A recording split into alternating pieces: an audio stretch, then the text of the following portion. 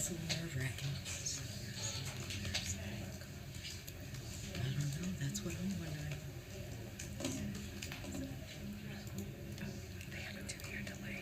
Okay, we're still waiting on people to talk. Okay, Johnston and which two? We're screening whenever you guys are ready. Okay, who's next? All right, so we are reconvening from lunch, and the next school you will hear from is Discovery Charter School. They are the school that had the 2-year delay and do not have any data to present to you today. From a financial perspective, the 2 years records that we do have on file did not present any financial concerns. Thank you. Thank you.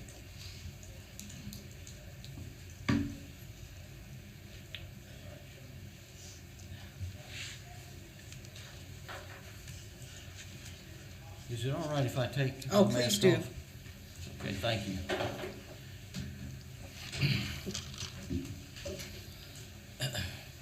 My name's Carl Forsyth, and I'm the board chair of Discovery Charter School. And I want to say that it is an absolute pleasure for us to be up here today talking with you guys. I want, some of you were on the board in the last few years when we came to the board and asked for a couple of delays, but I think it's important that I kind of briefly review the history of our school and what our school, the circumstances, the extenuating circumstances that our school has had to navigate. We were approved in 2016. Our planning year was the 2016-2017 school year. Our developer got approval from the Durham Board of Adjustment to build our building on Orange Factory Road in Durham County in March of 2017, and almost immediately a small group of residents who lived near the site of where our school was going to be constructed, they appealed that decision. Little did we know that that court case would drag out and take many turns. I won't go into all of them until it was finally resolved in our developers' behavior, and our developers' favor in September of 2020. So our first year of our charter, we came to this board and we pled our case of what we were dealing with not being able to build our building, and we asked for a delay. And you guys approved that, and the state board did as well. As the court case continued to drag on, I came back a second time and asked for another delay, and I remember clearly, Cheryl, you telling me, now Carl, we're not going to give you a third one. And I said, yes ma'am, I understand that completely. So for our third year of our charter, we were lucky enough to find a building in Durham, and the landlord was willing to lease that building to us on a short-term basis because we didn't know when the court case was going to end, and we certainly didn't want to put ourselves in a position and having a long-term lease when we were going to build our building. So I had to gladly come back the third time and talk to the Charter School Board, Advisory Board, and ask you if you would grant permission for us to move to a temporary location that was about 5 miles from the site that we wanted to build on. And again, this board said yes, and the state board approved it. At that time, I told you that we appreciated the faith that you showed in us, and we would not let you down. And I think that when Tony, our principal and visionary, gets up here and talks about all the great things that's happening at Discovery Charter School, you will see that we persevered and that we lived up to the faith that you showed in us. We did open in 2019, and we had to go remote, of course, in March 2020. Last year, we opened again with a hybrid model. And we had a hybrid model of AB days. We had a remote model.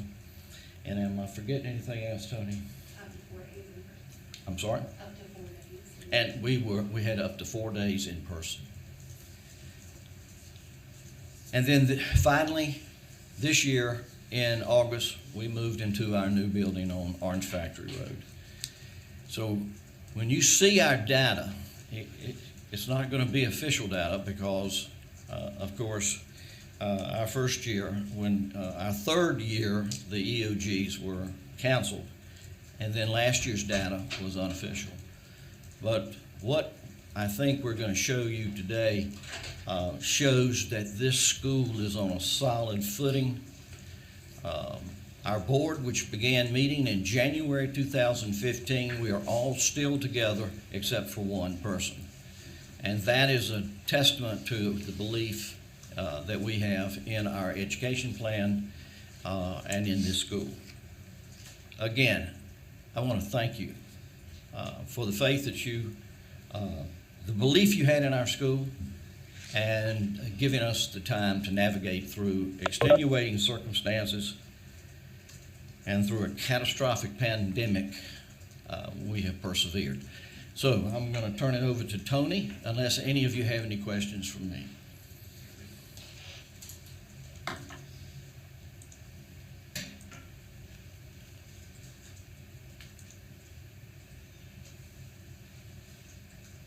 Good afternoon.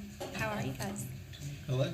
All right. So not only are we the little engine that could, who persevered through every possible obstacle, we're also the new kids on the block here. So this is our first ever renewal, and not only is it our first ever, but we've only actually been open 2.5 years. So thank you for your patience as we go through this process. I've learned quite a lot just sitting here watching the previous schools go before us. So before we get into our presentation, it's my understanding that the big question mark with Discovery was our academic growth data. So the presentation focuses on the little bit of data we do have. But before we get into that, I do want to talk about some of the other successes that Discovery has because I think they're really important. Financially, Discovery is doing very well. We exceed all of the DPI standards, such as the debt service coverage ratio, the ADM variance, the days cash on hand. We're doing really well there. We were, of course, impacted by COVID from an enrollment standpoint, but we were able to successfully adjust expenses so that we still ended up with a decent surplus each year. And we, of course, had no financial compliance issues and clean audits. So really proud of our financial progress in the past few years. Also, as Carl said, our governance is really solid. We have a group of dedicated board members who want to see this through.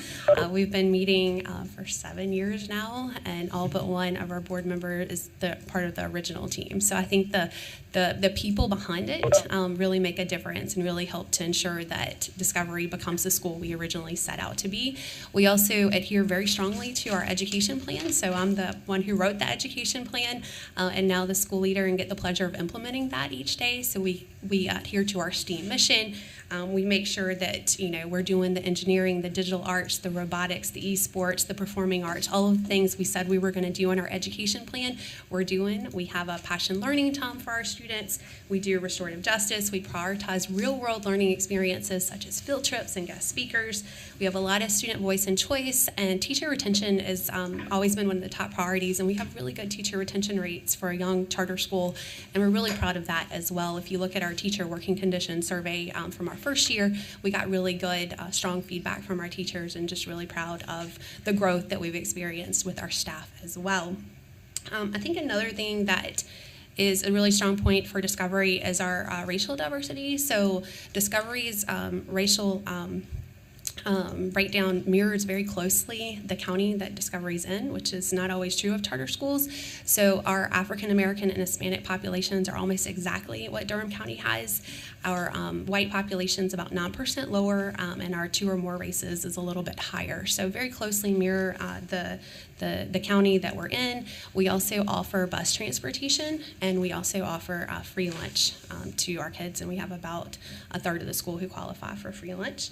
Our new facility is aligned to meet our education plan, so we did finally, 4 years late, get to move into our new facility. But it is the original dream that it was intended to be, and it closely aligns with our education plan. And we've got a lot of, obviously, investors and bondholders and financial people who believe very strongly in us. And so being able to have this facility, it's a 52,000 square foot state-of-the-art facility for our campus and our students, is just really exciting. And then our remote learning and COVID response has been very successful. So we were the most open public school in Durham County this past year. We did open in August with options for families for remote 2-day or 4-day in-person experiences for our families who really struggle to have their kids work remotely. We did proactively go remote when COVID got higher in Durham for a short period of time, and then opened back up in February, and were able to finish out the year. We had 0 COVID transmission cases in our school last year, and then of course we've been open since day one this year with very minimal COVID in the school as well again this year. So just really proud of all the COVID safety precautions and the remote learning that we've done. Discovery as a STEAM school, we're very tech heavy, and so being able to have all the computers already in place and have the training for the students and staff already in place meant we were down 1 day when COVID hit in March of 2020, and then we were able to pick right back up. We also had a very high attendance rate when compared to other schools for our remote learning program. So that the financial, the governance, obviously we seem pretty solid on. I think we're really solid on. Is academic growth that's the question. So I just put together some highlights with the data we do have. Discovery outperformed the state. We did outperform most charter schools with middle school programs in Durham. We also outperformed most of the district middle schools. In addition to the state testing data we do have from last year, we also use Ixl Benchmark Testing. We do that quarterly. If you look at the slide here, 100 points is equivalent to a grade level. Our students grew 104 points in math last year, 129 points in ELA, which we thought was great given it was a COVID year. And then so far this year, we've done the testing twice, once in quarter 1 and once in quarter 2. We've grown 39 points in math and 49 points in ELA. So we are well on our way to getting beyond the 100 points as measured by Ixl diagnostic testing. If you will flip to the next slide, please. All right, so these are schools in our district. For comparison, just wanted to bring those up. So the first 3 you see, Voyager, Excelsior, and Central Park, are the 3 charter schools that performed better than us. Not all of them are Title I. Some of them were very close. Discovery did have nearly 100% of our students test, which was not the case for all schools. The next 3 schools you see, Lucas, Carrington, and Little River, are the schools closest to us that geographically serve the same population. You can see the testing data for those schools, and then the bottom 3 schools are district middle schools that performed better. However, they are not Title I schools. And again, Discovery was 4th for all charter school programs out of 13, and 4th out of the district schools. All right, next slide.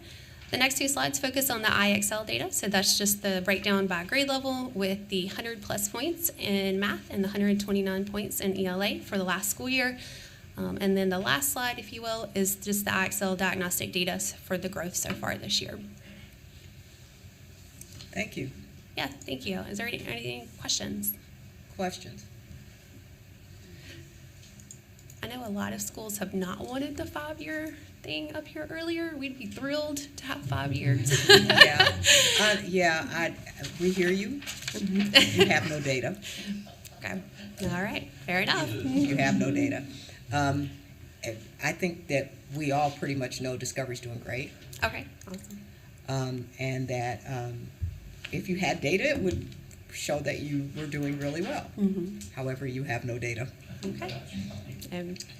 No fault of our own. No, it's not. Done the It's best we not, can. but it's real. Any questions for them? All right, thank you very much. We'll be voting at the end. Thank you for your time. It's nice to see you, Mr. Forsythe.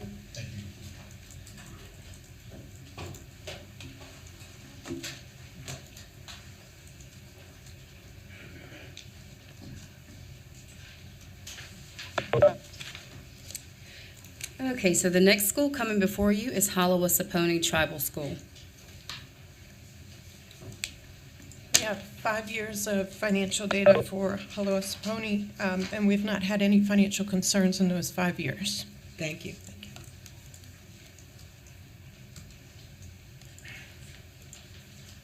Good afternoon.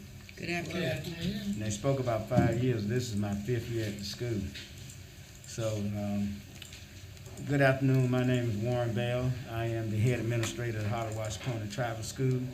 And I have with me today Ms. Yvonne Harrison, who is an instructional coach, support coach. I have Ms. Winona Anstead, who is our testing and our IT coordinator.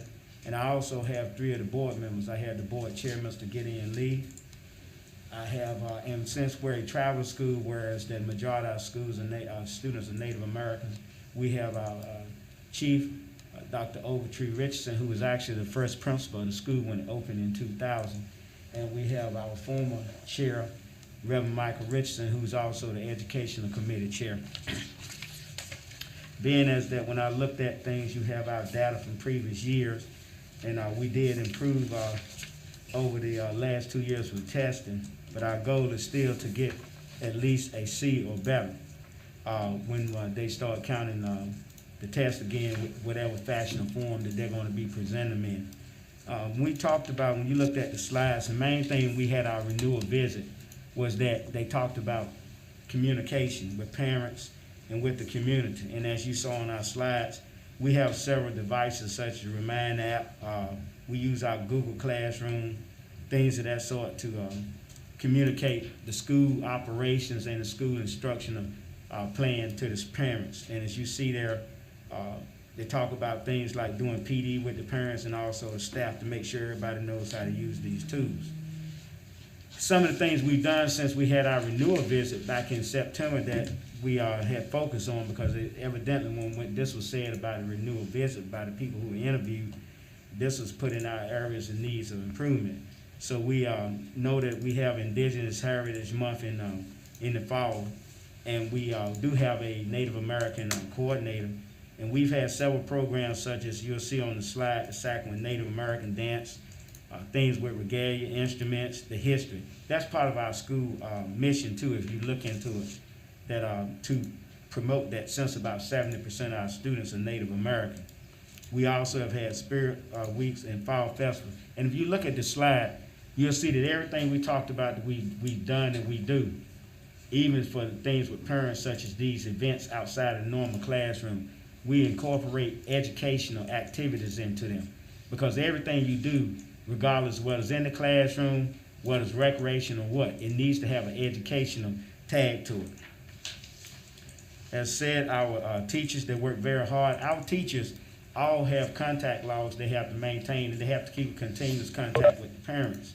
Because we know that the more you keep in contact with the parents and keep them informed and have access to what the students are doing academically, the more that they can, number one, help you, but they can also make sure that they push their children to do their best. And as you see, we've already started doing tutorials, things for that, and such as that during the year. We will be doing after school again in a couple of weeks once we get our benchmark data, which we will have our benchmark test starting next week. And once we get that, we'll formulate our tier groups and things of that sort, always talking about education. And that will be after school 3 days a week. And we will have Saturday academies. And we're focusing on our tier 2 and tier 3, in which this is also part of our MTSS plan. Now, most of the information that will be discussed within the next 5 minutes, and we should be finished, because I know we're on a time limit, that it will be discussed by Ms. Yvonne Harrison, the instructional support coach, and Ms. Winona Anstead.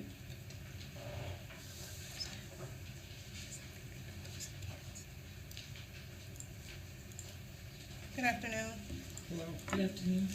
I'm first going to discuss some of the new programs and things that we've incorporated into the school for the academic perspective of things, me being an instructional coach. One of the first things that we implemented this year was a celebration of literacy and math. In order to do that, we do this school-wide from kindergarten to grade 12. Reading logs have been promoted with students and given small incentives to elementary school age students, and it also promotes the engagement for help at home. So parents are involved with the reading logs and students are enjoying that. morning work from grades K through 12. So as soon as students enter, they're working from the beginning of the day to the end of the day.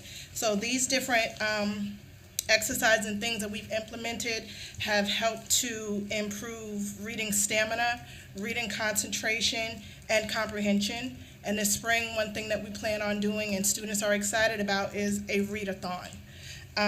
We also have implemented math tutors who are in the classroom with the math teachers, giving students additional one-on-one help that they need. Our math tutors are more seasoned, so they're able to help the beginning teachers in the classroom and help them in their instruction. All of our instruction is literature rich, from every topic from math to science, in order to improve reading comprehension. Data is reviewed as a team as well as with me on a regular basis, and we review the data and monitor how students are growing academically and how their character is growing as a student as well. We don't just focus on the academics, we also promote character growth. Our diagnostic tests are used for, we use iReady for beginning of the year, middle of the year, and end of the year testing. And our middle of the year testing will start next week, and that data will be used to help identify students who will need assistance for after school and or Saturday Academy. Our Saturday Academy will be 2 Saturdays a month, when students will come in and get the additional help that they need to close any gaps that we see from their diagnostic tests. Our parental involvement and communication has increased a lot in the past year or so. Each 9 weeks, every parent or guardian is required to come for parent-teacher conference. We do allow parents the flexibility of either meeting virtually or in person. And parents, they understand that this is a non-negotiable. This creates an environment for teachers and parents to have a conversation so that both parties can do whatever they need to help the students grow. And we've had tremendous success with this. And we also offer training to parents who need this additional help with technology. We have some students who have older parents or guardians, so they may need a little bit of extra help with technology. And Ms. Ansett will talk more about our technology at the school.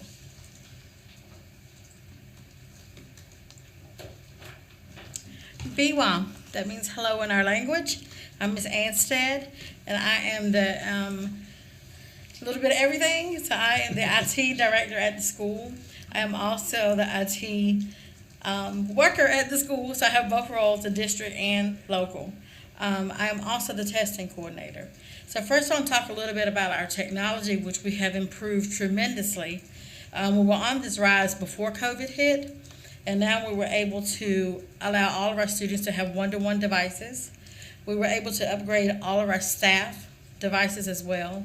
A lot of our devices were becoming outdated, using our maximum use. Technology-wise, as far as for students in the classroom, we offer things as iReady, Study Island, Admentum, Nearpod, AR Reading, Letterland, K2, Google Meet, Google Classroom, Zoom, and we have other platforms. So you may say, well, why do you have so many platforms? I would go crazy if you threw this at me, because we are a K-12 school. So I like to tell people we have schools within schools. So even though we have the same foundation and stability, each school operates a little bit differently. So what may work for high school, it may not work for elementary schools. So we do offer these platforms for our different schools that we have for technology-wise. We do offer hotspots. We know the pandemic has hit everyone. We are fortunate that we now are able to offer our rural communities, because we are a rural community, our parents hotspots. I don't have access at home. I can't even use a hotspot. So I can understand what it's like for a parent who can't get to that access. So we do offer that ability that they can have it if it doesn't work at home. Good thing about it, we'll offer them to come to the school. They can come on campus. The hotspot is also portable. We now have one-to-one for every one of our students if they need that hotspot. Some of the things that we're doing as far as technology, we are making sure that our parents aren't lost. Because when COVID first hit, I think everybody was ready to pull their hair out. So we do offer our parents the opportunity to be trained, whether it's face-to-face, following guidelines, or whether they want to do it virtually. So any platform that child is on, we would go through it process with the parent and the child, especially our older parents or our grandparents who have custody of children. A little bit about our testing. We are on track with our testing. We have improved from when this is going into my 4th year. So we have definitely brought our letter grade up. We put a strategic plan in the year I came in 2018, and we have followed it even with COVID. So we plan on keeping those guided practices. The more we can get those students that vocabulary, get the teachers to implement these things in the classroom as a normal basis so that kids don't hear testing only at the end of the school year. We want to prepare them for success by this is who you are, this is what we do to succeed that success.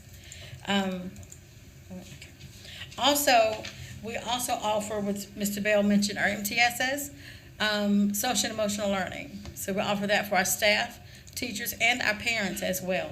We also have crisis hotlines. We've been working on how to help our students accommodate them emotionally during a pandemic, being at home out of the social setting.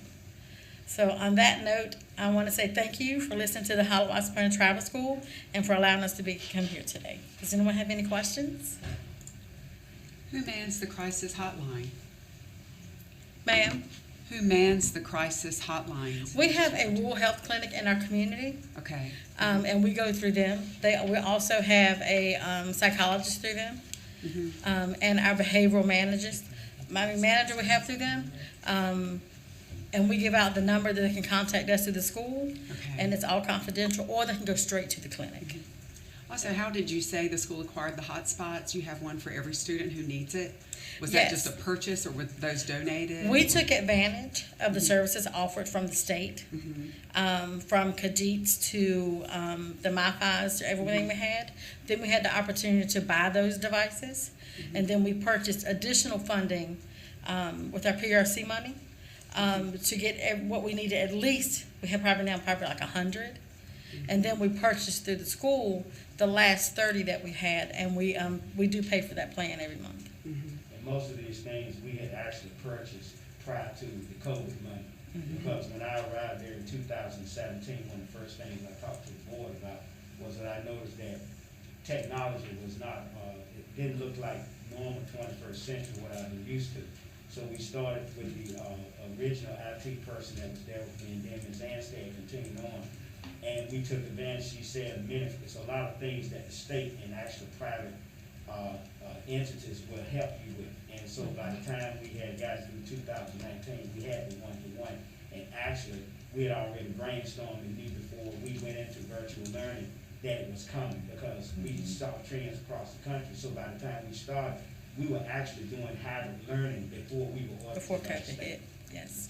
Thank you. What is your current enrollment? We have 157 students as of today. When 2017, we're down to 135, but if you look at every year since then, it's always been between 154 to 158. We speculate that there's going to be an increase next year. Also, we have some people working with us on some things. We might have some surprises down the road as far as the school itself, and also some in buildings. But that's to be a TBA, because I never like to say cash a check before I get it. All right, I'd like somebody to talk to me about why I should not be concerned that the performance at your school with your targeted population is 20 points below how that targeted population is doing in the district. You're talking about surrounding school system? The Yeah. district school? Right. So the county, in 18-19, with American Indians, you had 28.1% proficiency. The county had 47.5. Why should that not concern you? Well, it should concern, but it concerns us too. Because one of the things that we have too is that we have the largest EC population in the area. If you look at our EC population and compare to the other schools, it's almost double. And that's what we start to find, that when we look at test scores, that's what we have our biggest struggle. Because we have about 26% EC students. The surrounding schools have about 13. And the one thing about it, if you look at our EC compliance, And we also do very well with that, but we're trying to put these strategies in place so we can address that. So, if your ratio of EC students is double that of the district, do you have double the number of EC teachers, TAs, supports? We About have, ratio right now, as we well? have, quite a bit. We have actually more EC teachers than the, elementary students right up the road, whereas they did not have anybody certified. The 2 years ago, we had 3 people that were certified. What's your teacher-student ratio in your EC services? Something like 1 to 8, I believe about 1 to 8. Some of those EC services may be a 504, versus actual, face-to-face or sitting instruction to where they need accommodations. So it's like, let's say during testing, you may have a student that need extended time, or they have one-on-one, they need to be pulled out of the classroom. So all of it's not like 100% disability-wise, but we have a high number that fall within the IEPs and 504s. You're showing kids who are officially EC at 24%. That's a quarter of your Sure. population. Right. So what are you doing when a quarter of your population has disabilities? What are you doing in Gen Ed to support that large a population of kids with exceptionalities? Yes, well, I can say for what part I'm involved in. The EC director, so Mr. Bell can elaborate on this. As far as my involvement is, I know that I was on a part of a meeting where we set in a plan to address and accommodate, because it jumped really fast, especially when COVID hit. I'm sorry, did you say you're the EC? Yeah, I thought that's what you No, just. I said in coordination with the meeting. Okay. No, Sorry. if I I thought was you on said you were those the EC jobs, director. I would pass I'm on. sorry to interrupt you, but Yeah. keep going. Right. So we have been working on putting in a plan into place, especially before COVID hit, and now that it has hit and it threw everything out of, whack, to strengthen that department. We have more teachers now. We have our director, that's over those teachers. We brought tutors in just for those. And a lot of our IEPs also could be speech. And I'll let Mr. Bell finish that conversation. And that was one of the things that has been going on with the school. I know ever since I've been there, it was before. But as I said, we put in the in-class tutors and people like that to help them more in class, because a lot of times people try to do the resource and just pull them out. But we try to get them a double dose of it, not only resource, but we also try to put tutors. And we also have more teacher assistants that we put in the classes too, to assist with those students. So when they do small group instruction, that they'll have somebody there, whereas the teacher can also, make the group smaller in the classroom, in centers and things of that sort. And those students also too, is that we start looking at after-school tutoring. We also are focusing more on them now to try to be that, because we know they're going to be a good number in our Tier 2 and Tier 3, which are your mid-level and your lower levels. The comment was made that this escalated quickly and that you put people in place. Can you talk a little bit more about that and tell me how long you've had an EC director and a robust EC staff? We've had a robust EC staff. When we started getting up to the numbers we have now, was about fall of 2018, spring of 2019. That's when we really had to start, because when I first came there, we only had 2 people working in there. And now we have a total of 4. Actually, if you count the OCS from the high school. Because the OCS is where, the students that in high school, that they normally would have been extend 1 in elementary or middle, and then in high school they go over to there because they have a different curriculum that they'll meet because of their disability. But one thing about it too that we've also done is that we've taken advantage of the COVID money as far as extra too, because we're going to be hiring an additional also instructional support coach, and that instructional support coach, one of their major areas is going to be the EC. And we have that for the next 3 years. So they won't be dealing with necessarily the whole school, but it'll be that small section of students, and especially EC.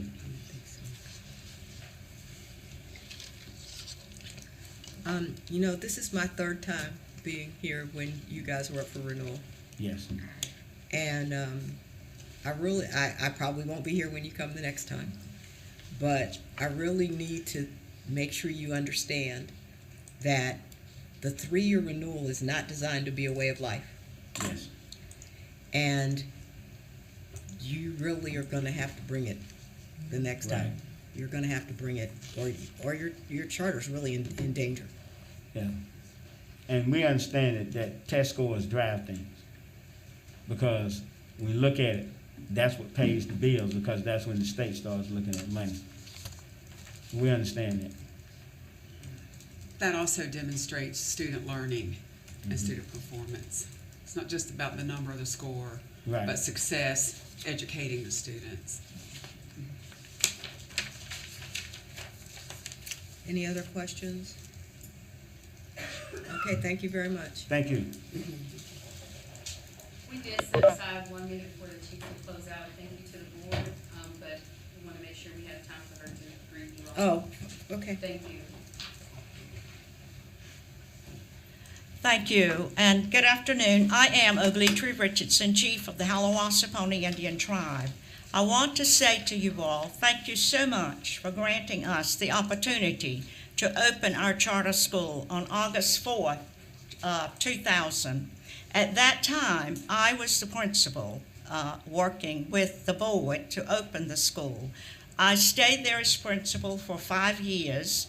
In 2014, I was elected as chief of the tribe. And at that time, I immediately became a member of the school board. So over a period of years, since we've been in operation, we have had our ups and downs, and when different things would come up that we were faced with, we'd always take a close look and say, hold on, that's fixable. So we would start to work on it. So I just want to say once again, thank you all. We really appreciate the support that you all have provided to us, and certainly we look forward to a continued relationship with our state board. Thank you. Thank you. Thank you.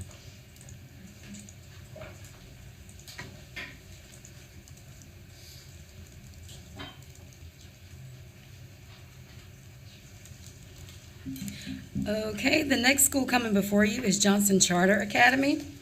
This is another school that has, they only have 1 year of data. They're a C school, and they met growth in that year. Excuse me, Madam Chair. Ashley, did you hear that? Yes, I know. Okay. From a financial perspective, for 3 years, we've not had any financial concerns, and we have received the FY21 audit as well. Thank you.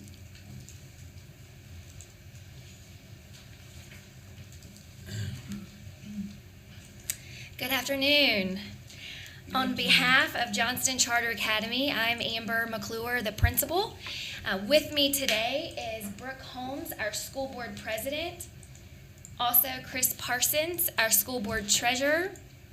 And Donna Rasco, our school board attorney. So I want to start off with going over demographics and enrollment. I would like you to note that our waiting list currently is over 1,000 students. This has resulted in an award from our NHA management partner, an excellence award in the area of enrollment, which is a company recognition. Furthermore, last school year, when you look at enrollment versus attendance, 96% of the time students were attending school. This is a result of our immediate action, moving into virtual learning as needed through the COVID-19 pandemic. We also currently have a 95% parent satisfaction rate, as noted on anonymous surveys that we provide to our parents. Next slide, please. Johnston Charter Academy is outperforming the county in all subjects. As noted on the slide, we received a status of MET growth and a letter grade of C. I would also like to note that Johnson Charter Academy fulfills its duties as taking all state standardized testing. So this school year, we have already taken check-in, North Carolina check-in 1, and received in math 62% proficient, in ELA 69% proficient, and in science 63% proficient. Next slide. We have a dedicated school board that goes above and beyond to make sure that our school is in good standing. As noted, retains independent legal counsel, holds our management partner accountable, and takes fiduciary responsibilities seriously. And we are in compliance with operational and financial performance framework.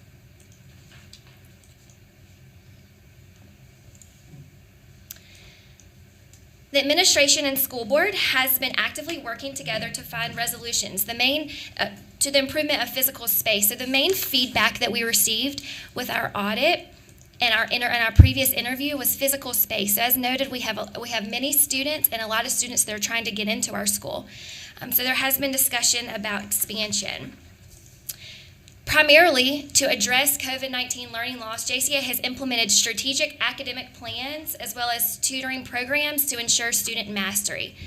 So in looking at our growth and in looking at our proficiency scores, we attribute that to a lot of collaboration and strategic academic plans, which include consistently meeting with teachers.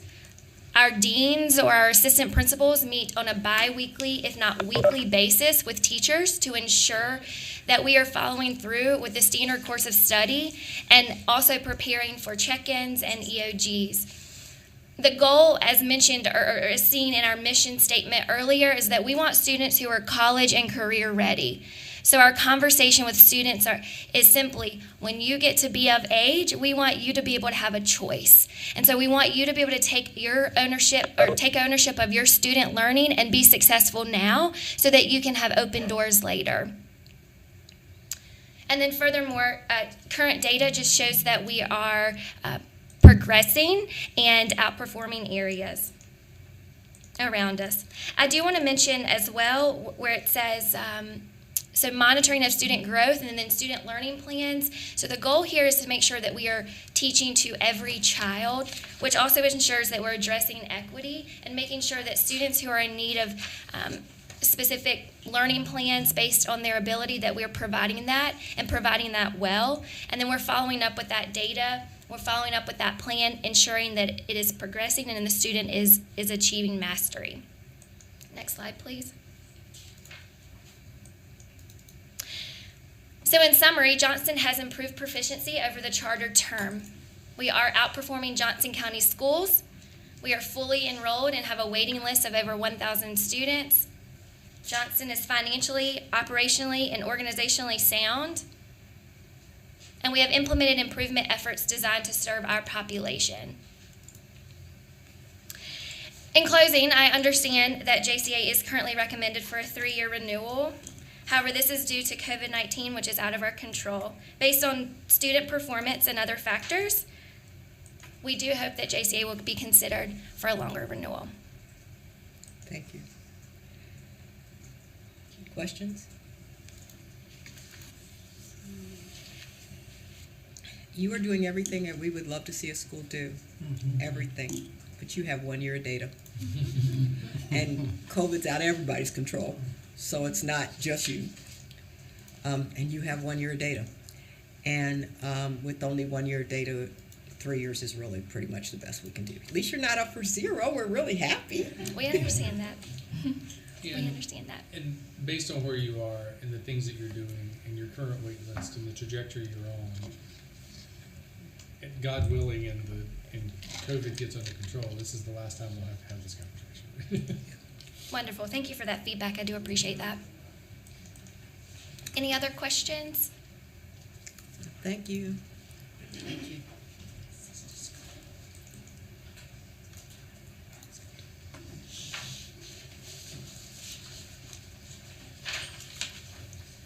the next school that you will hear from is Movement Charter School.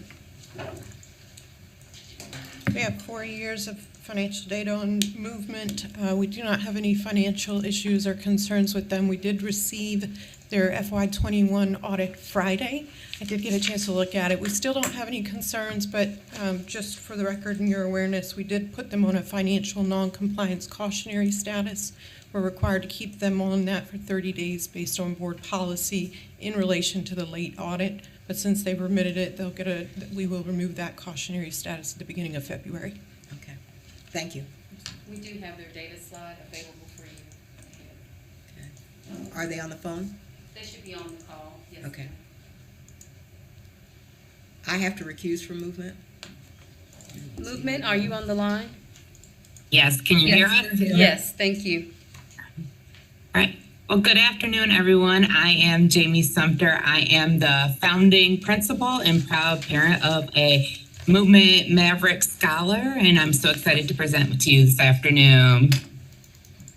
And good afternoon. My name is Lauren Jackson, and I am the 6th grade principal, and I thank you in advance for your time, and I'm excited to present for you as well. Also here with us today is our school board president, Mr. Tim Hurley, and our chief academic officer, Ms. Carrie Ann Thomas. All right, so good afternoon. Like we said, we're so excited to present to you. This afternoon, we're going to be exploring some of our data as we understand that our 18-19 data put us on low performing status. So we want to illuminate all the work we've been doing here to make sure that doesn't happen again, and show you some of our internal measures that we've taken to make sure that we are moving in the right direction. At Movement, we really understand that the strength of our program is, though we're a K-6 school, that we need to have a firm base in our K-2 program. Internally, we use 2 measures to determine if our students are growing and on grade level. For ELA, we use STEP, which comes out of University of Chicago. We chose STEP as we were exploring other high-performing charter schools and the data they were getting from this measurement and how they were able to put that into play to improve their students' academics. And so we implemented that in the 2019-20 school year. The data on the screen you'll see shows that year over year, we are showing less and less students coming in at the fall reading below grade level. Even through last year, we committed to a high quality virtual instruction program with live instruction daily. And as you can see, as our students come in, they are showing less and less below grade level. As measured by STEP in the fall, we are getting ready to do our next round of STEP in 2 weeks, and we're really excited about the growth we are seeing in our scholars and how they are able to not only overcome the pandemic learning loss, but also just get on target for grade level instruction. Additionally, in the K-2 world, we use NWEA MAP for our math assessments. Our beginning of the year assessments show that Movement schools our average scores are on par with the national average, and even in kindergarten we are outscoring the national norm mean from our scholars here at Movement as compared to other schools. And so we take those both as measurements that we are really strengthening our K-2 program. We are moving students, paying attention not only to their growth but their grade level achievement. If you could move me to the next slide. We additionally chose MAP for our math because of the national norm comparison, and we were able after this last round to get comparisons to some of our Achievement First schools, which is a network we look to because they're known for high quality achievement and instruction for all scholars. And you can see in this comparison that our Movement schools are within the top 5 and top 10 of those. And so we're really proud of that. We have adopted their curriculum from Achievement First Math because it's focused around critical thinking, and students get to deepen their mathematical understanding through game-based instruction and problem-based instruction, which then allows them to deepen their mathematical understanding, and apply it to new situations.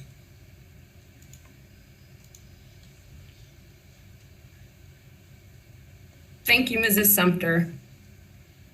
I'm going to present to you our data for our third through fifth grades. It is comparative data. As you will see, we had plus 26 in comparison to our district neighborhood schools for third grade in the 2021 testing year. And we had a plus 12 over our district neighborhood schools in third through fifth grade for the 2020-21 school year. Additionally, we tested over 90% of all of our scholars. We attribute this data to shifting our focus to guided reading, adopting best practices and rigorous curriculum based on other high-performing charter school models, going after data-driven instruction, and SGI. If you would please shift to the next slide. Thank you. Our goal for this year is to increase by at least 5 percentage points on our end of year assessment. And our 2022-23 goal is that we increase by at least plus 10 over the current year's proficiency. The strategies and tactics that we will use in order to win on these goals: we've increased our instructional day by over an hour. We've adopted curriculum of successful charter networks.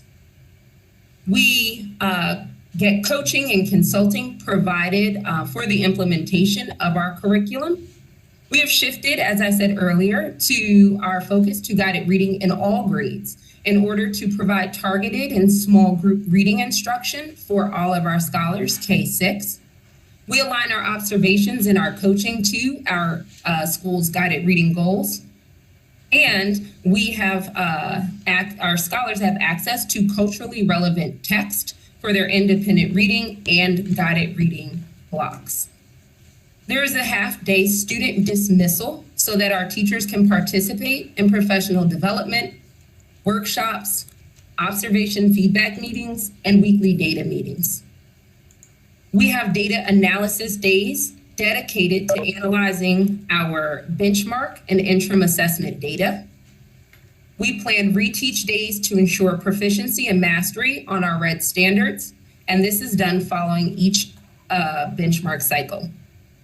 In addition, teachers have been coached and trained on responding to data in real time in their classrooms.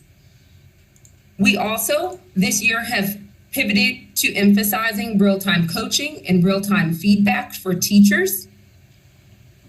And they receive this support from dedicated instructional coaches in addition to school leaders. We also have a leadership pipeline in which we develop internal staff in order to cultivate and foster growth as it relates to building capacity.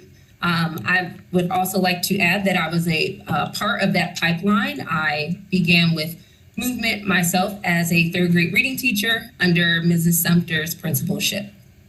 Would you please move to the next slide?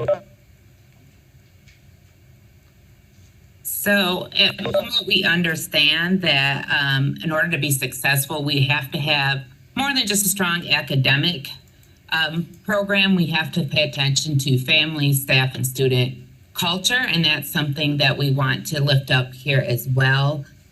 One of the focus since the school opens is parent and family engagement. We do this through surveying our parents at the beginning of each year. We want to find out what we're doing well, what challenges families are facing, where we could do better, what their needs are. We use information from these surveys to plan our family nights. Family nights serve multiple purposes. One is to meet a need the school has, but also a need parents have identified, and to give our families access to community resources. We've had some very successful family nights, both in person and virtually, depending on where we are with COVID. Some of our most successful being March Madness, where we had a math game night focused on understanding mathematical practices and application at home. Level Up, where families were able to get a look at students' data and understand how we use it in class and how to support their scholar at home going after those goals. And then History Comes Alive, where we celebrated Black history by having our hallways turn into living museums where families could interact and learn more from scholars' presentations throughout the school. And to support academic achievement, we've also implemented an SEL curriculum and partnered with our community organization who reinforces our restorative justice practices and have adopted curriculum focusing on a trauma-informed approach to SEL, particularly of importance to us coming out of the pandemic for our families, our scholars, and our staff. This organization also provides training and counseling support for staff, wraparound services for families, and crisis ministry. We engage in culturally responsive morning meetings and community circles, as you see pictured in the slide. These community circles and morning meetings focus on recognizing student achievement, embodying our school virtues, modeling, speaking and listening. And then also we have family and staff and student surveys at the middle school level, in which we analyze and are responsive to our responses that we see in the surveys, and in which we engage in a collaborative effort to bring the improvements and changes that our stakeholders desire to see. We have come to the end of our time. Thank you. Thank you. Are there any questions from the board?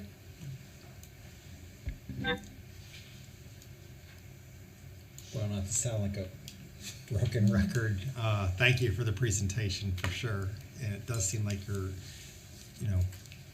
making some good progress in addressing some of the challenges that you've had. We're back to the no data, low They're data. actually continually performing. Continue low performing, which kind of ties our hands in terms of what we can do. I have mixed information on the enrollment. I have 387 in one note and 633 in another. 633 is what I had noted from the information I pulled down from the system. And the question would be to the board, have they hemorrhaged students since the last collection of this information? Ms. Hare, is that your question as well? Okay. Yep, we should be at the 614, 630 number. The 387, I'm not sure where that is coming from. Probably looking at the report card that was uploaded. From 218. Okay. Yeah.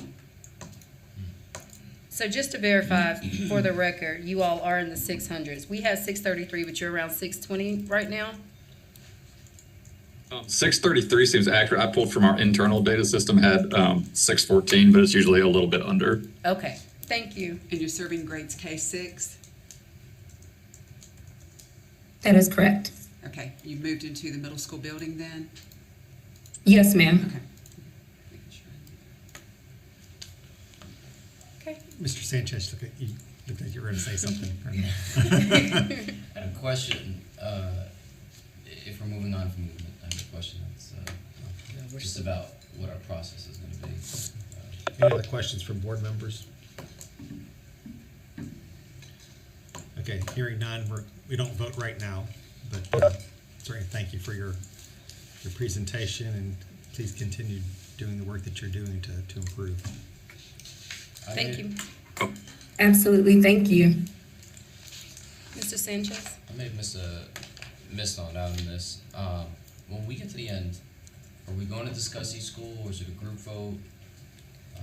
There was a school that came up that I wanted to. We have the opportunity to discuss them. We have an opportunity to decide how we want to group them so generally what we try to do is say, okay, these are the schools that we're recommending 7. Anybody who would like a school pulled out, or if, like when we're recused, you have to pull that school out. And so we get to decide how we put them together. But you do have additional discussion time, if that was your. All right, then I'll just hold off till then. Are you ready for the next school? Okay, we are chugging right along. Only a few more to go. We have Roseville Charter School coming before you. This is another case where the school is performing well, but we only have a year of official data for that school. And the data sheet's available.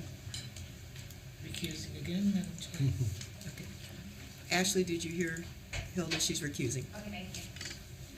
From a financial perspective, we have 3 years worth of financial statements. We did receive the fiscal year 21 audit on time. We've had no financial indicators or concerns in the 3-year period. Thank you. You want to get a recording?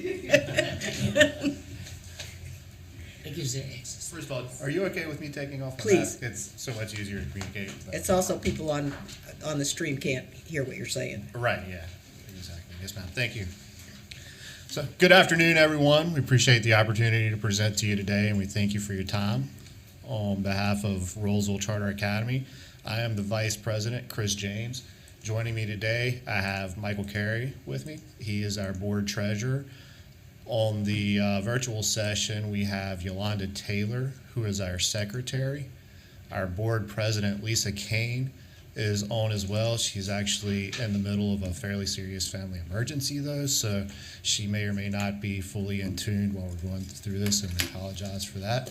And our school principal, Shayla Lohman, is on as well, virtually as well. She wanted to be with us today, but she's actually under quarantine, so she had to to join virtually. So here we are. So as you're aware, we received approval to open our school for the 2017 to 2018 school year. We opted to take that first year as a planning year and to work through just construction with the school, as things were kind of tight with general contractors at that point. We needed a little time to work through some of that as well. So we opened our school in the 2018 to 2019 school year with K through 6, and have subsequently added 7th and 8th grade, and we're currently at a student enrollment level of 744 students. And if you look at our presentation, I would just like to mention our mission a little bit, just to kind of sum it up, because I feel like that's a great starting point for our conversation here today. As a board and as a school, we feel that it's our duty to clearly communicate expectations to our students and to have our staff on board fully with this process to present high academic and character standards to our students and to provide quality instruction to them, to empower all of our students with the tools necessary to be highly successful in their educational career, their professional career, and to empower them to be value-added members of our society, just even outside of that. So that's where we like to start as a board, and we take that mission very seriously, and it impacts nearly every aspect of everything we do as a board. Moving on down, you can see just kind of some high-level statistics about our school. We have 25% free and reduced lunch. 13% of our student body is EC, and we have 5% of our student body as English language learners. Over to the right, you can see some demographic information regarding the racial diversity of our school, and that fairly closely approximates overall our local school district, and we feel that we've done a good job of reaching out to all members of our community to ensure that we have a diverse student population. With that bit of background, I will turn the presentation over to Principal Shayla Lohman to go through our academics presentation. All right, thank you. Good afternoon, everyone. I would just like to add one statistic that I love about our school, because it speaks to the level of commitment that we have in regards to doing what we say we want to do. We have over 60% of our staff members who have chosen Roseville Charter Academy for their own children. And I'm very proud of that statistic as well.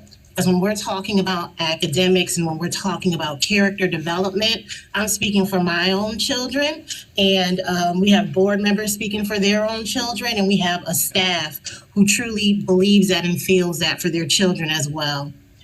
A little bit about how we're doing academically. We have made some progress in growing students. 2018 and 19, we outperformed Wake County schools in reading and science. When we looked at the 2021 data, we decreased that gap between the school and Wake County and outperformed them in all subject areas. We are aiming towards our goal of consistently outperforming the county schools by 5% each year and in every single subject. On the 18-19 report card, we received a letter C, and we did not meet growth. And in a little while, I'll talk to you about what we're doing in order to make sure that when we come back to you, we will have met growth. But at this time, I'll turn it over to the board members for operational governance and financial viability.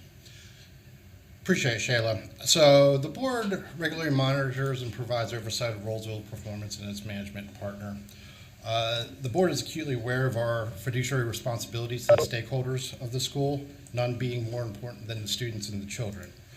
We understand that the decisions that we make vastly affect the students, the parents, the administration, the teachers, and we take this very seriously.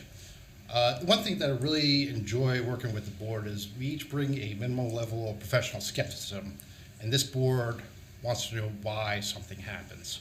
You know, that's one of the most important aspects of this board is we have to have an understanding of what's driving our grades, what's driving our numbers, what's driving our demographics, what's driving our financial performance. So we adopt certain performance indicators. You know, we also adopt budgets and conduct monthly financial reviews and retain a independent auditor as, you know, part of this process. Some of the monitors that we do monthly that we look at for the financials is we look at various expense and revenue variances. We look at, you know, prorated expenses for budget to actual, and then we also look at prior years accumulated year to date versus actual as well. And then every month on a, you know, we run our analytics, and then, you know, anything over that variance over a certain threshold, we inquire that with our with NHA.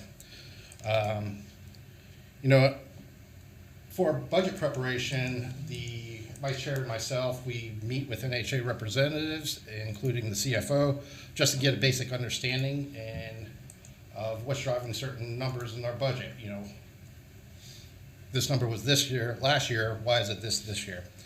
And then finally, you know, our board has expertise that, you know, we do hire an independent auditor, but we have the expertise to write the financial statements ourselves. So before the financial statements go to the auditor, those are reviewed by the board and then signed off on. You know, our board also retains independent counsel to help us guide us through the policies and bylaws that govern the board and the operations of the school. To support our mission, the board has a very diverse board. That includes 2 CPAs, an attorney that works at Legal Aid. That also includes a licensed psychologist, and also our president, who has experience as education administration. And then also want to note that Rollsville is compliant with our operations and financial performance framework. All right, so I'm going to kick this back to Shayla for the instructional commitments for RCA. So again, we acknowledge that we did not meet growth, and we also acknowledge that the impact of COVID-related learning loss has caused proficiency to decline. In addition to a robust summer program and a data-based tutoring program, some of the steps that we're taking daily are: we have implemented a focused and monitored system for looking at our curricular tools and resources and using those programs, as well as a block structure for ELA and math. We also have full implementation and use of assessments aligned to ELA and math curricular tools that are aligned to the state standards. We also have full implementation of MTSS, and that includes support For our social and emotional needs, we frequently review available data on assessments, behavior, and attendance to help guide that support. We also use a PLC structure to unpack priority objectives and measure student performance on a weekly and or bi-weekly basis. And the key to our future success and our current success is maintaining this structure and being consistent in doing what we said we would do in order to ensure that we're fulfilling the needs of our students. So in summary, in conclusion, we are outperforming Wake County schools on state assessments. Rolesville has served its community well, as evidenced by parent demand and a waiting list to enroll in the school. Due to virtual learning, student proficiency experience declines, but our instructional commitments are a result of our continuous improvement process. We review student data frequently and make adjustments as needed to move students toward proficiency. And we're proud that the school is stable financially and has no compliance issues. And we look forward to growing our students academically and through strong character development in the next charter term. We thank you so much for your time.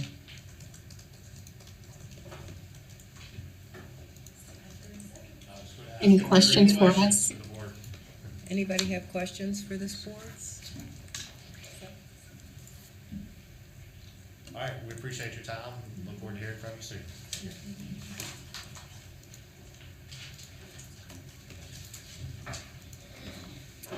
Okay, moving right along. Thank you again.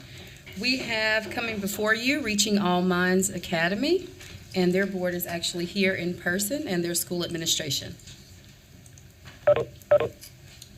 For financial statements, we did receive the fiscal year 21 audit, and for 5 years, financial statement audits, we've not had any fiscal or financial issues or concerns. Thank you.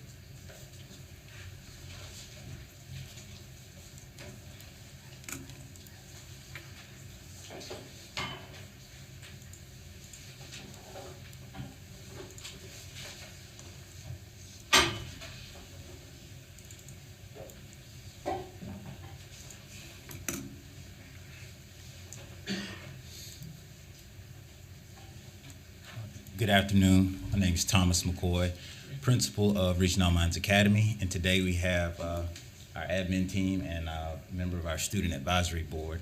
So we have our managing director, Ms. Angela Cheek. We have our director of operations and community engagement, Ms. Natasha Wayne. We have our director of curriculum and instruction, Dr. Lisa Swinson. Student advisory president, Jordan Harris. We have our board chair, Annie McCoy, and we have a board member, Ms. Cassandra Anderson.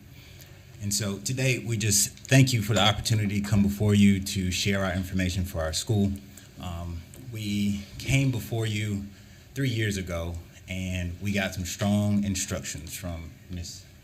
Cooper, Ms. Beccaro, Dr. Keebler Williams, and we basically got a kick in the pants. And when we left here, we did not like it. But once we got back to the school, we realized this board is here for us and to serve the state and to serve the students. It's not here, it's not personal. When we left, we took it personal. But once we got home, we said, yeah, we've got to really look and question and ask ourselves, what are we doing right and what are we doing wrong? So when we got back to the school, we took all of our reports, all of our data, and we broke it down into 4 areas. Quality over quantity, patterns of growth, networking, and our vision for the future.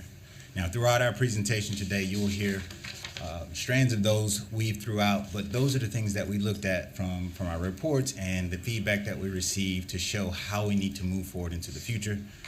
So we're looking forward to you sharing this opportunity with us so we can show you how we've grown and how we look forward to continuing in the future.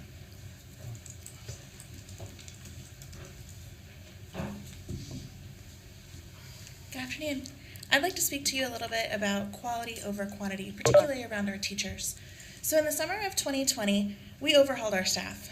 We released 13 full-time staff people and 1 part-time staff person. Our focus was and remains still right person, right fit to ensure that each member of our team is in the right position within our school and can be highly effective within their area. We reduced the overall number of staff on the instructional team and replaced staff with more effective instructors. The chart here on our graph shows the classes taught by highly effective teachers versus those taught by non-effective teachers between the 2019 and 2020 school years. The chart includes classes taught by all teachers, instructional assistants, and support teachers throughout those school years. We reset our standards for hiring and redefined a highly effective teacher for RAM Academy. For us, that definition now includes licensure, blue EVOS data, multiple years of experience, and preference in hiring to advanced degrees. We changed and expanded our interview process. This is now a threefold process, including an initial interview, step 2 being a teacher panel and a teaching sample, and an admin interview focusing on culture. We researched other schools and local nonprofits in order to take guidance on how to restructure our process. We've expanded our recruitment efforts to include H-1B candidates. We sought counsel from Sandeep Agarwal from Sally B. Howard School for Arts and Education. And the increase, this H-1B addition has allowed us to increase the percentage of Latinx staff within our instructional team to 21%, which is up from 15% in the previous past 2 school years. Currently, 75% of our students' population comes from a Latinx background, so being able to so dramatically increase our instructional staff, Latinx instructional staff, has allowed us not only more familial support, but also for our students to see themselves reflected in their instructors. We've transitioned homeroom teachers to the elective team for 3 of the 4 current elective courses that we're offering. Each instructor has extensive experience in both our EL and Eureka curriculums, which enhances the overall reinforcement of reading and math within those elective courses. Our 4th elective teacher moved from a teaching assistant position to a lead teacher role this year. Streamlining these electives has allowed us to ensure a higher quality course offering for reading and math reinforcement within these classes, and we've also ensured that our elective teachers meet the definition of highly effective for our school. Across the instructional team, we now have 14.4 years of average experience across all of our instructors. Advanced degrees have increased from 10 in the 2019-2020 school year to 16 in the 2021-2022 school year. Most of these are because of our increased and enhanced hiring processes, with several of those new staff joining us with a master's or doctoral degree. We've invested in our staff for retention to become more marketable for other teachers in the future by increasing the instructional team salaries an average of 7.8% across all positions this school year, added a 6% stipend to all staff members this school year, offer a 401k plan to all staff members, which has a 6% automatically vested company match, and we're currently exploring the green card process, which is the next step for our H-1B candidates to allow them to become U.S. citizens. We're working on this with our board so that we can continue to maintain high-quality staff on our team. I'd now like to pass it over to Dr. Swinson and Ms. Cheek to speak to us about our academic data. Good afternoon, board. I am here to speak to you about the data that you see before you. This data shows the schools that are within a 10-mile radius of Reaching All Minds Academy. And as you can see from this data, our scores are comparative to the schools that are around us. We do have a goal of increasing our proficiency and exceeding our growth every year. We are using Healthy Start Academy as our kind of a guide for us. There are the high flyers in our area, and Mr. McCoy has had conversations with them, and we have had visits to the telephone conversations with the school. And so we're certainly trying to use some best practices so that we can grow and increase our student accountability data. We also, I apologize.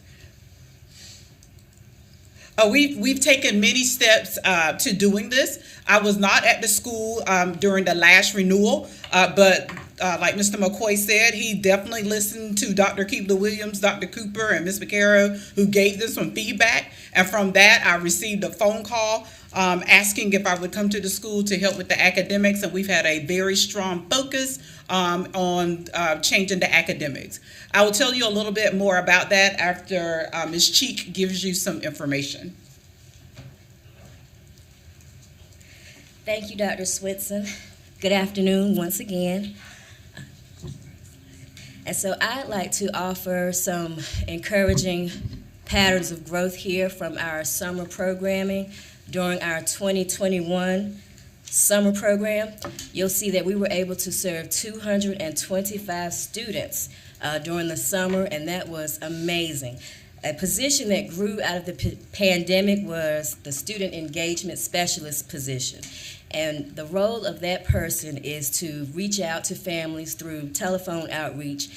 And during the pandemic, we utilized them to help get students online, to troubleshoot issues along that vein. But when it came to our summer learning, they reached out and they explained to parents what our goals were for the summer and why we needed their students in person. And so we were able to serve 62% of our student population for a 5-week summer camp, and that was amazing. 74% of the staff that was used for our summer learning were members of that highly effective staff that Ms. Wayne alluded to or spoke to earlier.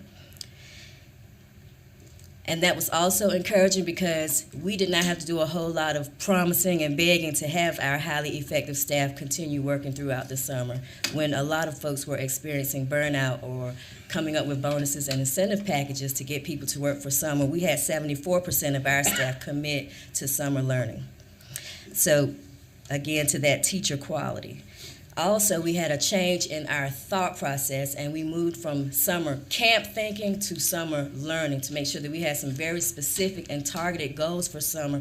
And one of those biggest pieces was for literacy, to increase our literacy outcomes. And we did a specific target to K2 with their early literacy intervention through some uniform data collection practices, some training on qualitative reading inventory, and uniform data collection tools. We were able to show that in our K2 area, we had 60% gains in those students' Lexile or reading scores after a 5-week summer camp. So that was also quite encouraging. In addition, with our summer learning, our secondary educators for middle school had the opportunity to be trained on qualitative reading inventories, and usually you'll see that your secondary educators aren't as they're not as good in doing the decoding strategies and working on those strategies for students who aren't able to read at grade level. They don't know how to use those attack strategies as well as an elementary student. And I'll stop right here. Well, I do, but I'm taking up too much time. With the data that we were able to gather with the reading inventories, it helped make our reading groups very specific, where we were able to isolate foundational, isolated deficits to people who were struggling just with some comprehension and offer that instruction accordingly. So the data that's on the screen, I'll let Dr. Swenson come and give a brief synopsis of it. This is our NWEA student growth that we've seen for the past year. So this was taken in December, and so what we wanted to show that we do have a benchmark, the NWEA benchmark that we use. One of the major changes that was made when I came to the school was that this school was used to collecting data, but they didn't do a lot with it. And so now we do have our weekly data team meetings in which we unpack standards, we talk about individual students, we talk about whole group, we do professional development, and we really target and we talk about our different groupings, and we really target the students who we need to target. We have implemented school-wide curriculum, the EL curriculum, as well as Eureka, and we also have a science curriculum that we use, and it's all research-based, and it's all based upon the needs of our students. So in closing, in the last slide, to do this process, we really went back to our mission and our vision to tear it all down. We really went and picked apart each sentence in our mission and vision to say, are we doing this every day? And so we worked, and letting go of those staff members, some of them who had started with us from the beginning, was very difficult, very challenging. But it was something we realized we had to do if we wanted to stay in operation, but also serve the students in a better way. So it's been challenging, but out of that was born bold. Believe it, own it, love it, do it. It spoke to the core mission of who we are. Our board chair and founder, Ms. Annie McCoy, is a believe it. Like, no matter when she's in the building, she's always telling us how we're going to do it, what we're going to do. That vision for the future has been instilled from day one, 18 years ago, when we were just an after-school program. She was putting that into us, and every time she walks in the building, she's putting that in there. The ownership piece is something that I brought to the table to say, hey, we love Durham, we love all of its people, and we're in the community. We've been approached by contractors to move our building, to go outside of our area, but we said, no, we're in this community, we're where we're at for a reason. We're going to expand, we're going to buy property, we're going to do it right in our community, which we've seen some of the high achieving charter schools. We've seen it done with Henderson Collegiate, we've seen it done with Sugar Creek, that they did it in their neighborhood. They didn't start out and then run away. They stayed where they were to make that impact, and that's something that we have a desire to do. The L, the love for the students, the love for our community, the love of learning, came with Ms. Cheek. She's the compassionate one. She's the one that wants to come and give you a hug and tell you it's okay. And we realize we don't want to be all, just sticks and stone and just hard. It's like the students need us. They need this community. And when we speak to the population that we have, we did not start out this way. We started out 75, 80% African American. And as we call them, La Comunidad, they took us over. The students and families who started with us at 25% realized that we were catering to their needs. We were becoming a part of who they are. And now we're 75% with Spanish-speaking Hispanic families. And I feel like we're only growing. So we've redone our ESL program. We now have 3 instructors. We've implemented PSYOP strategies and skills. So we have completely broken it all down. And then the last one is due, and that's where we brought in Ms. Wayne and our staff to say, hey, we have to get this done, and we're going to take whatever data and information we have to make it happen. So from last time, we can't hand it to you, but we created this document so that you could have it in your hand and you could take this home and see who we are, because we know we couldn't do it on the screen. So this is something that we wouldn't have done 3 years ago because we didn't know how, we didn't understand it, and we didn't have the guidance. But we've taken all of that feedback to say, this is what it's going to take for us to be a school that's around for longer than 3 years or 5 years. We're here for the long haul, and we have a vision for the future, and we plan to do it. No matter what happens here today, we plan to make that happen. We hope it's 5. We realize that is a decision that has to be made, but we believe that we're here for more and that we're going to be here because we're important to our community. So thank you. Thank you. I would say to you, you've done a lot, and that's good, and you're moving in the right direction.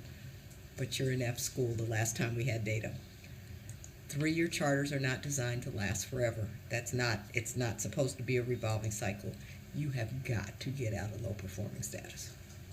Right, and so we were, the prior year we had exceeded our growth, so we were moving. And so that's where we talked to that pattern of growth. We've had 2 years of exceeding growth, and I think on the chart it showed that we were, the last time we exceeded growth, we were in the top 3 schools in the state in exceeding growth. So that was before our breakdown. So when we looked at that breakdown, if we can do that without these standards in place, 2 years of exceeding growth is putting us in the right direction. And then we brought in the staff, the Blue EVAS teachers who work with low-income students in different districts, and they have had that proven track record. So we're showing that we know we can get 1 year of exceeding growth. We could do that without the changes we've had. 2 years of exceeding growth puts us out of that performing status. And I feel, COVID happened to everybody, like you said, but I feel like we got hit at the wrong time. If it had happened a year earlier, we would have been stuck on an exceeding growth year, and that data would have looked different. And we still met, so we didn't not meet, so then we'd have a different conversation, but we still met our growth, and we feel like we can continue to do that. And so that's why we're here asking today to be considered for 5, but we're going to keep doing it no matter what happens. Thank you. I'd like to say before Mr. McCoy departs that I don't think I've had the chance to say congratulations on being the 2021 Charter 1 Principal of the Year. I kept looking, I thought I recognized We see why now, yes. It was And you really explained refreshing. everything so well. Yeah, it was really refreshing going into the school. After the one thing about doing this for a long period of time, you get to see schools in another cycle. And so this is totally different from the first 3 year. that I saw with them, so it was nice, and thank you for the invitation to come in and actually see your school. It's changed even since you're installing it, Yeah. so we're still making updates. And I want to say thank you to Ms. Turner. I don't know if you remember, we spoke on the phone this summer, and I'm still looking forward to getting out there. I just can't get off the bus. I'm still driving the bus right now because it's a shortages, but we do plan on coming, and Mr. Sanchez as well. We've been studying from afar. Everybody tells us what you're doing, so we've been trying to mimic from afar, and we want to make sure we have some things in place before we come to you to make sure that we can actually ask the right questions. So thank you for what each of you are doing for the charter community. We appreciate you. Thank you, sir.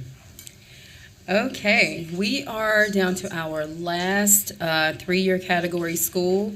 And yet again, another school that just seen so much growth. You have United Community School coming before you. And are you all online and prepared to speak? Yes. Okay, so you'll hear from FBS. We have 5 years of data from the school, and in FY19 was the only year that we had a non-compliance issue with them. They had an unassigned government fund balance and a negative cash balance that year, but they have shown strong financial growth and health since that point in time, both in fiscal year 20 and 21. So they are not in any condition considered a concern financially, but I did want to share that 1 year. Thank you.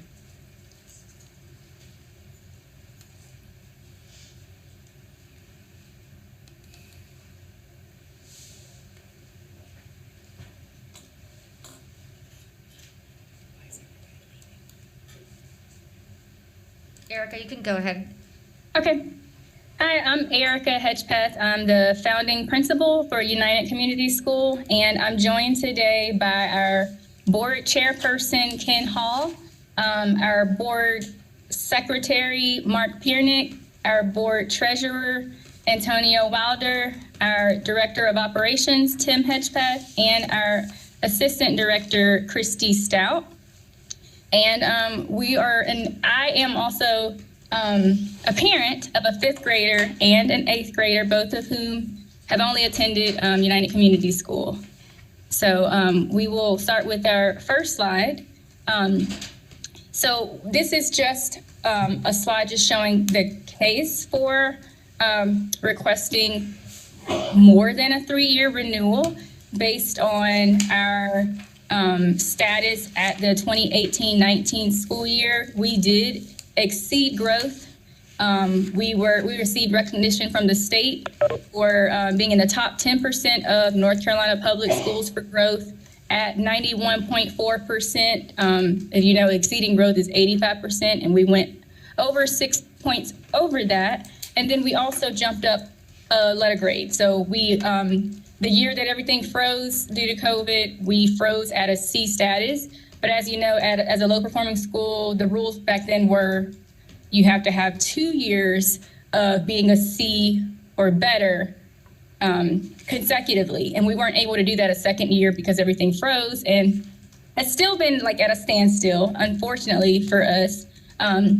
So this is just to remind the charter board of where we were. We were on the upswing with things. We put so much out there. We decided to do a bunch of different things to make sure that we weren't just trying one method, and it worked. We exceeded growth, like I said, and we went up a letter grade, and we are asking for more than 3 years renewal, because if it wasn't for the academics, we technically, because of the formula, we should be at a 7-year renewal. So we want to just ask some things to be considered when the board has to make the final decision at the end of the meeting. A 3-year renewal again would stunt our growth. We really want to move forward. We are outgrowing our building once again, as we did before. A few years ago, this is going into year 6 in the current building we're at, and we are just outgrowing this space. And investors want to see more than 3 years of a contract to be able to invest in us. And so that's basically our play. We can go to the next slide unless Tim wants to add anything to that regarding our performance. Yes, I'm Hedgepeth. I'm the operations director, and I want to thank the board for the time to present. I just wanted to speak to the comment from FBS, which was a valid comment, but I just wanted to let the board know that we had that negative cash balance that 1 year only due to receiving late payments from our local LEA that year. Like, we received the funding well into the next school year, and it was not accrued backward into that funding year where it showed that negative cash balance. So we did balance our budget well that year. It's just that we received our funding from the local LEA well into the following school year for that next year. Just to address that. Thanks, Tim. The next slide shows some student growth that we had from the 2020-21 school year. And I put a little disclaimer that half of our school year was attended by students remotely. Even when we went to hybrid, we still had a dismissal at 12:30 so that our students who remained virtual could have instruction starting at 1 to 2:45 each day. So instruction, everyone around the state felt it for the schools who weren't able to attend completely in person. But even so, we still experienced growth. And you can see that based on our check-ins from check-in number 1 at the beginning of the year to the last check-in we did for reading and math. On the left shows the reading growth for students in grades 3rd through 8th. And that was on average 72.6%. And then math is a little bit lower at 50.8% overall growth on average according to check-ins. We did also administer the iReady for reading and math as well. However, we chose not to use that data because we found that when students were completing the iReady assessments at home, the results were skewed. Whereas with check-ins, they only completed the check-ins at the school. They had to come in person to do that. So we felt like that was more reliable data. The next slide shows how we're trending for math. And we put math specifically because that's, always been our area for growth. Every year since we opened, reading has always been the higher of the two subjects as far as how our students are performing on standardized assessments. So it's just showing the curriculum that we implemented, and this curriculum was at 100% buy-in from our staff. So it was not an administrative decision. It was the staff got to basically vet different programs and see the demos from different curriculums, and based on their expertise and their research and their experiences teaching in the classroom, they all chose the Reveal curriculum. It also was helpful to know that it could be tweaked to be a fully online curriculum if we ever had to go back to completely virtual instruction, without knowing what was going to happen with COVID. That was part of what went into the decision. But it was also it allowed for more hands-on opportunities than our previous curriculum did, and most importantly, it's aligned to the state standards. In the last slide, so I just wanted to point out in the last slide, when we came before the Charter Advisory Board, 2018, we talked about hey, these are all the things that we're doing to improve. We're just going to throw everything out there and just hope that some of these things are going to work for our students. And they really did, because that's the year that we exceeded growth and jumped up a letter grade. So in addition to the things that we did implement in 2018, we are doing some of those same things and more, because why do something different? And we want to get those same great results. So in addition to something that the board asked us before was, okay, you have a population of 18% of the students were in the EC program, and that was double what Charlotte Mecklenburg schools, their statistics were at the time. So the board asked us, well, what are you doing for those EC students? Because they're performing, significantly. Can we get our general ed population to do the same? So now we're at 20%. So our EC population is still growing, we have 5 full-time EC teachers, whether they're self-contained or resource. And what we are doing to try to mirror what the EC success looks like is just having more differentiation in our general ed population. So in addition to the curriculums that have built-in differentiated instruction, we also have implemented a win time, which stands for what I need. And so that's a separate part in the schedule for K through 8 grade levels where students, teachers instruct based on what each student needs in math and reading. And so that's specific to differentiation. I already went over the new math curriculum. We also have a phonics curriculum that we added and a common lit in middle grades for ELA.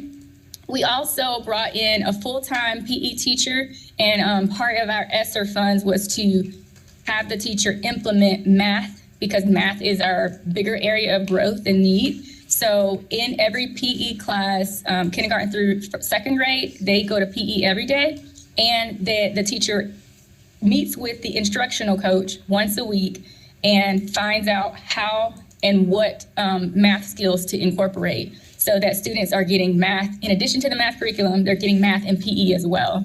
And then in 3rd through 8th grades, they just get PE weekly, but with the, whether it's extra facts practice or what have you, it's still math integration. So they're just seeing it outside of the classroom too. We brought back 1 teacher and 1 teaching partner in every classroom, kindergarten through 5th.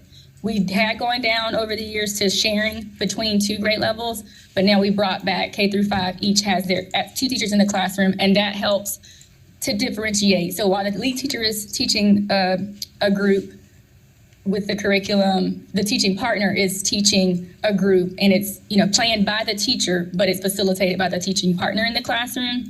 And then we have, in middle school, we have 2 EC teachers co-teaching the ELA and math classroom. So there's push-in, and then they also pull out as resource teachers.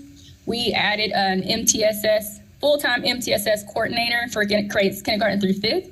And that person is dual certified with EC and elementary ed, and also has an ESL certification.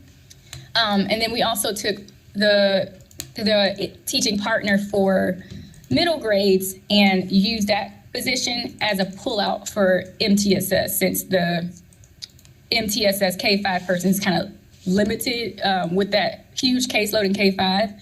The 6th through 8th MTSS person pulls those groups. We have an instructional coach. All of our instructional leaders are certified teachers for North Carolina. 2 have national board certification, and all of us have masters, at least a bachelor's, but all of us also have masters in education or administration. Ms. Hedgepeth? Yes. We've reached the end of our time. Did you have one last closing statement before the board asks questions? Okay, yeah. The last few things were just about communication. That's what helped last time, making parents aware of how the students are doing in class instead of waiting to the report card. So we just increased our communication even more than we had in the 2018-19 school year. Thank you. Board, do you have any questions at this time for United Community Schools? They are continually low performing, correct? They are. Therefore, we don't have any real latitude now. Correct? Right, and it is heartbreaking. Yeah, because because they're they C-school, actually they've are- done the work. They've been getting better. They have. Yeah. That's very heartbreaking. All the right things, but The label has been in place, COVID's and up. it's not been lifted due to COVID and not having scores that qualify as official. So. And the scores that qualify as official would have to be when the state starts back, like lifts the freeze, basically? Yes, ma'am, that's correct. Okay. Once testing is once again voted on by the State Board of Ed and accepted as official data, then we will be able to move forward with that. And is there do y'all have any hint, is that looking likely for this school year? We don't have the answer to that. That's the question that a lot of people have been asking. As soon as we know something, we will communicate to our charter network what that's going to look like. Okay. Thank you for your time. What is their enrollment? Our enrollment has been increasing every year. Our ADM for this past year was 256. That's our highest it's been. And we have, so far, our next enrollment lottery is in March. And we have over 80 that have applied so far. And we don't even have 80 spots. So we're looking to increase. We've never not gone up from year to year with our enrollment. So we are anticipating doing that same thing. We also have a marketing position now to make sure we do a little bit more than we've done to get our spots filled. They have increased enrollment each year, even with the pandemic. They're at last check, they were 257, and their diversity has increased even from what you see on the data sheet. During the last 3 years, it has gotten even better, and I thought it was great years ago, but just a little update on their progress during the pandemic. Any other questions? Okay. Thank you. Thank you. Can we take a bio break before we go into the last two? Yes, and Ms. Beccaro will close out with the last two non-renewal status schools. Okay, thank you. Have you seen their page? Can we say we'll start at 3:30? That gives us about a little over 10 minutes. Most of them are dressed in black, and they're just posing outside. Okay, they're doing it. I wanted to say something, but I'm tired. It's like, you go, people. Anything to get a plus.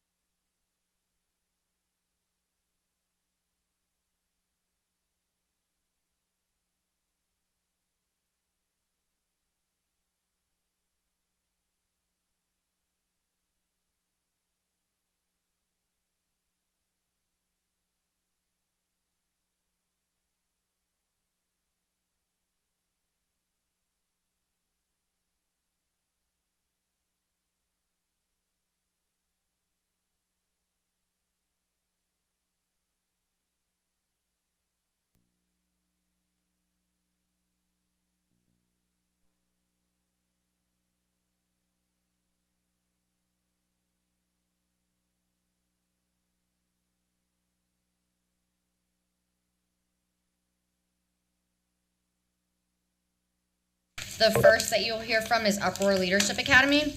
So the guidelines specify for non-renewals.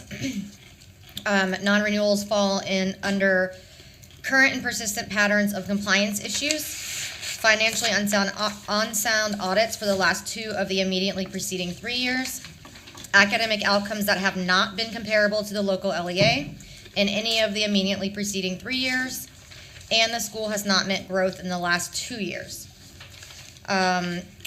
This also includes schools that are a recurring low performance grade of a D or an F, a growth score of not met expected growth or met expected growth for the immediately preceding 3 years. So in the case of Uproar Leadership Academy, as you can see from the data on the screen, they have 2 years of data, which the performance grades are the letter grade F. They did not meet growth status. FBS will speak to financial issues, including audit findings, and as you can see, a decline in ADM over the years. If you look at the comparability, they have scored far below the county in both grade level proficiency and college career readiness. They're economically disadvantaged, and their students with disabilities proficiency is less than 5%. Their Black student subgroup proficiency is 8.2%, and their Hispanic is 7.7%. And now I'll let FBS speak to the financial issues. Why do they not have scores in those first 3 years? Haven't they been open 5 years?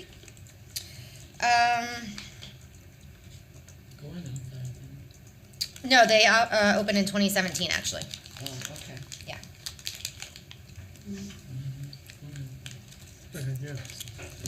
They still serve grades 5 through 9. 5 through 12 now. But a very, very small student population.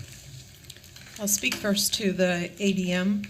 The month 1 ADM for fiscal year 22 is 92, down 38 students from fiscal year 21, month 1 ADM, which was at 130. The prior year, FY20, was 120 students, so this year just shows a significant drop. As for the financial statements, we did receive the audit report. We did previously report on this, so I'll give you kind of summary information. The internal auditor, the independent auditor, noted a going concern at that time, not for FY21, but for FY22, meaning the auditor was concerned about their ability to pay their, to meet their expenditures and survive through FY22, the current year that we're in. They based that finding or concern on multiple factors. There were multiple loans that were significant. It was a $171,000 PPP loan. That one was that one's expected to be forgiven. They had a previous PPP loan that was forgiven for $179,000. They had an EIDL loan, small business loan, for $150,000. Those are all accounted for in the financials. A subsequent event came up, which was an additional EIDL loan for $350,000. Again, not presented in the FY21 since it was subsequent to the June 30 date. The unassigned general fund deficit for that school is $111,000.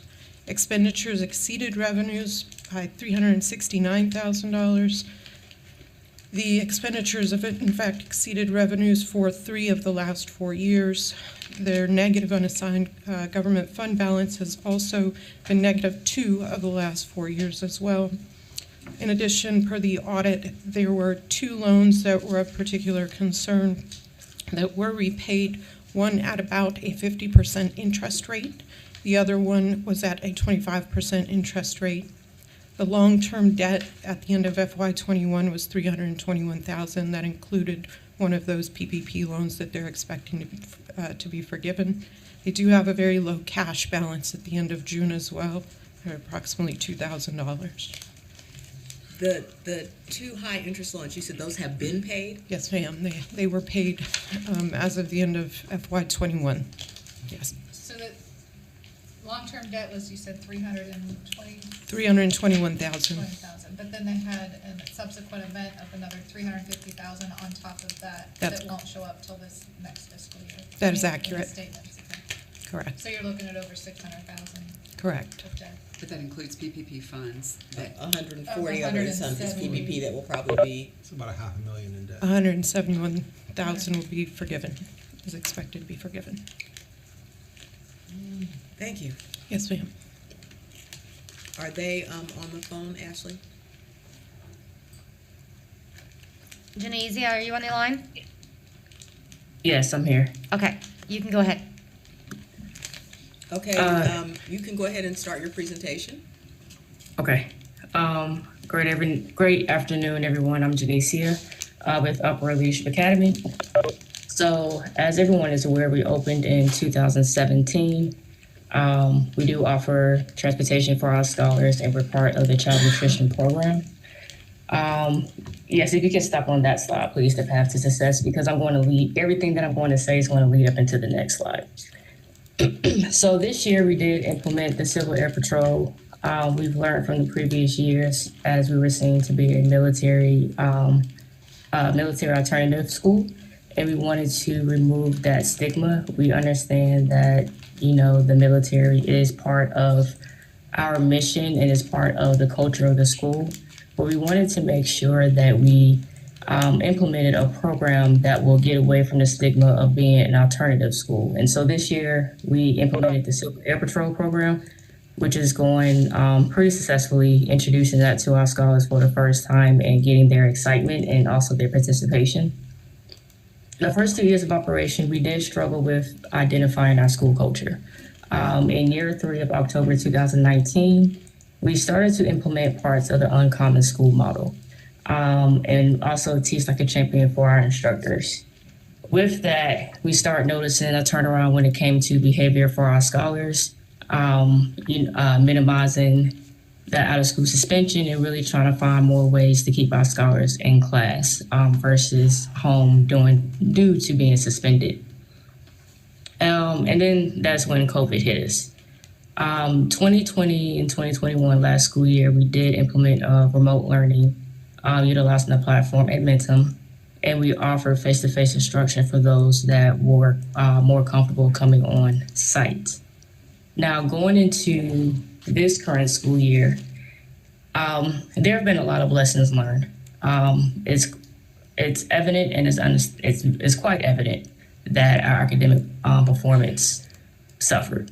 Along with our academic performance suffering, it goes with our enrollment as well.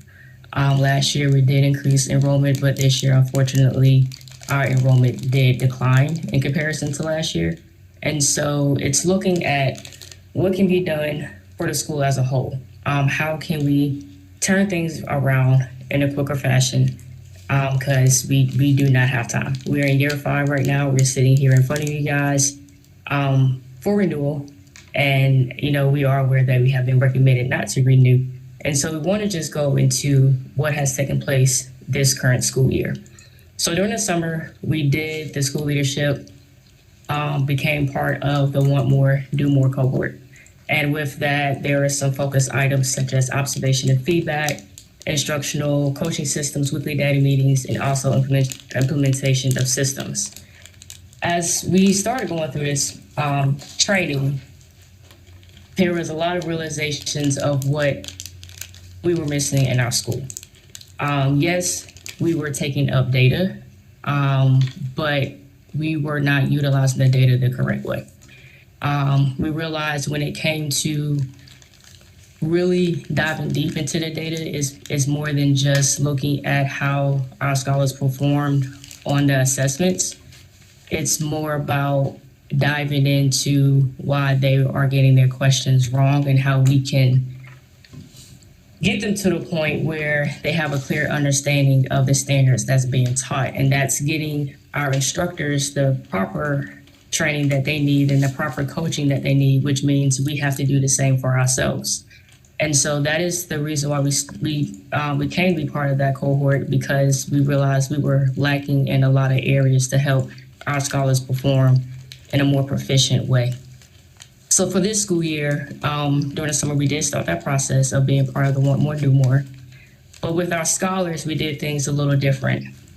For the first part of the school year, well, not the first part, but when school first started, we brought our high school scholars in first to go over the expectations, the policies and procedures that is set forth for them, and then we brought in middle school. From there, we practiced what our practices were, our policies and procedures were. We laid out the expectations, not only to our scholars, but to our parents as well.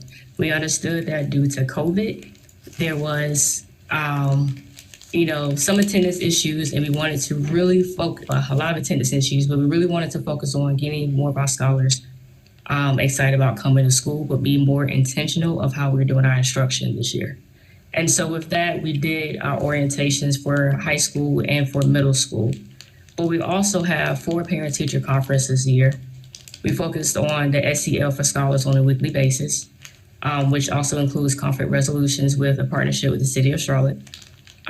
We also do SEL for our stakeholders, which is done on a quarterly basis, which is a confidential support group sessions for our parents. So this year we wanted to focus more on the social emotional, the school culture, and also our academics. If we can go to the next slide, please. It goes over, it will show you our testing dates. So the reason why we place our testing dates in here is because, yes, these are a lot of testing dates. The first case assessments, we do those benchmarks first. And then after we do that, we complete our NC check-ins. And so you see that our scholars are being tested 6 times prior to the end of your test. With this, we're able to gauge where they are academically. We're able to do reteaching. We're able to split our scholars up into remediation groups. And so right now, we have remediation groups for middle school, for ELA, and also for math. High school, we will be starting remediation groups for them as well as we get ready to head into our second semester. And so actually next week, we will be going into our second case assessment. And then in February, we're going into our second round of NC check-ins. And then March, we have our third case assessment, and then our final NC check-ins April 12th through the 14th. If we can go to the next slide, please. So this slide is an overall picture of our data. So this is data as for state data. It's also data with our benchmarks, case assessments, and also NC check-ins. But we did a raw benchmark score of what's needed for our scholars to be proficient. So this year, we are committing to achieving 60% proficient at meeting growth. We're not using COVID as an excuse. COVID is more so of our reason, because we are aware that our scholars were behind prior to the pandemic. And so that's one of the reasons why you see the increase of testing. We know our data is nowhere near where it needs to be. And so we're really driving the force and working extremely hard to get where we need to be. So looking at our data, we see in 2018 and 2019, when we compare how we scored to the state, our points are off tremendously. But when we look at our 2021, our 2020 and 2021 data in comparison to the state data, we still have ways to grow. We have ways to grow. But there are some differences in comparison to 2018. For me, originally, I was thinking, hey, this is the numbers that we have, although majority of our school is remote last year. But we still have a ways to go. Last year, we did benchmark assessments twice, and then we did our EOGs. This year, we want to ramp it up. And so as we go into our 21-22 data, and we're looking at our case data, you will see for, for reading in October, we have 33 for 5th grade, we have 33.3 proficient. But then when we look into our NC check-ins, we have that 62.5%. We actually had a mark set for our scholars. We let them know what we're looking for from them, and that's the setting mark that we are looking to achieve. And so when we start with fifth grade, we have, for our first benchmark, we have 56 for a case that was proficient, 48.3 for sixth grade, seventh grade is 41.7, and eighth grade is 36.7. But if we look at this year's data in comparison to last year's with our benchmark, you will see that those numbers is a big significance with our numbers. But also when we're looking at the NC check-ins for reading as well, we have a 62.5 for fifth grade, a 55.3 for sixth, seventh grade a 44.9, and eighth grade 39.80.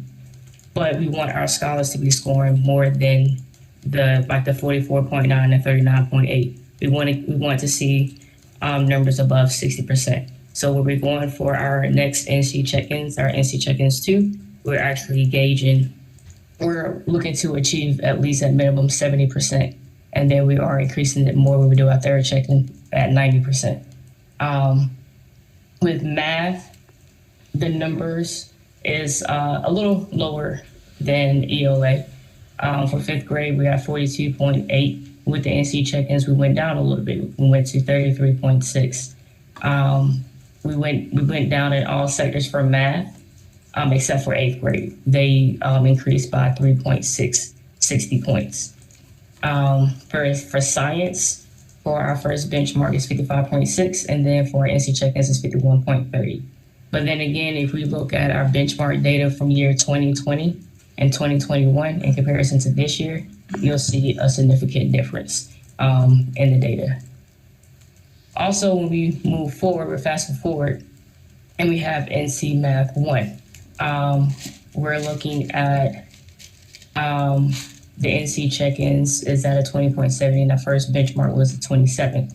So what we wanted to do with our ninth grade for Math 1, they're currently in,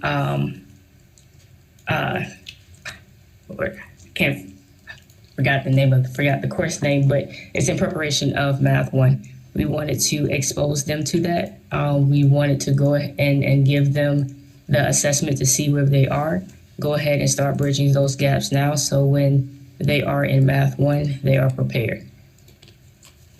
There are a lot of things that we have learned throughout the process. With higher test scores comes with higher enrollment, because at this point, we are indicating the reason why we're here. We're able to get our scholars where they need to be academically. And we understand that that's a big driving force.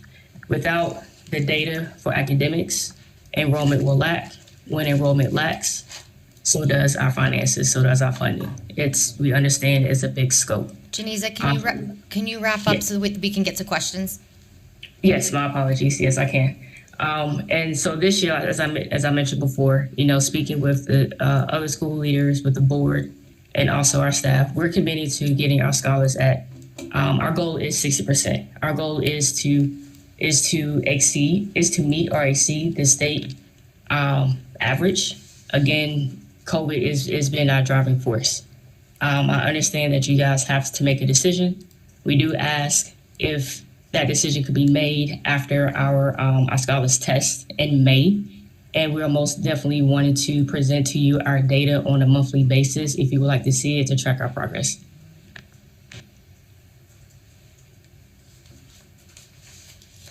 Okay, thank you. Any questions for this group? Is there anybody from your board there? Yes, there are. Yes, I'm the Maine Coombs board president, and I have Hasley Gill, who's our board secretary, as well as Benjamin Stevens, who's our financial chair. Okay, thank you. Who is your current principal? So right now, I'm currently in that role as director. Ms. Blunt is no longer with us. How long have you not had a principal that was an educator? Since once the school year started this year, in August. What's your plan for fixing that? So we did start the interview process during the summer for principals, and knowing the position that we're in, knowing the lessons learned, want to make sure we have the right person in this position. And so we just found out the candidates that was coming across was not meeting what we needed. And so knowing that the school year already started, we wanted to wait until the start of this year, January, to start the process of bringing in the principal. So we are ramping that process up again. I do have an assistant principal in the role to be able to assist with the academics as well. And we do have our academic coaches too. We have 2 academic coaches also. And they are, so is that who's leading your academics, your academic program at this time? It's the assistant, so it's all of us working together. All 4 of us, well, all 3 of us were actually in the Want More, Do More cohort.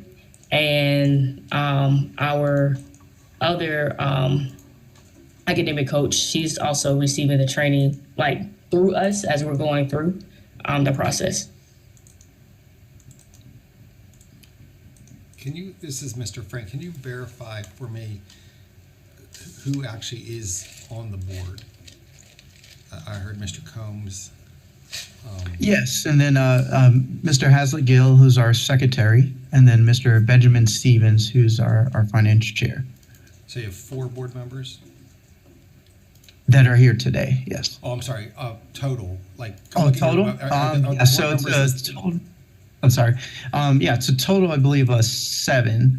We have Mr. Goodwin, who's just a general director, and then Mr. Stroman, who's our vice president. Okay, thank you.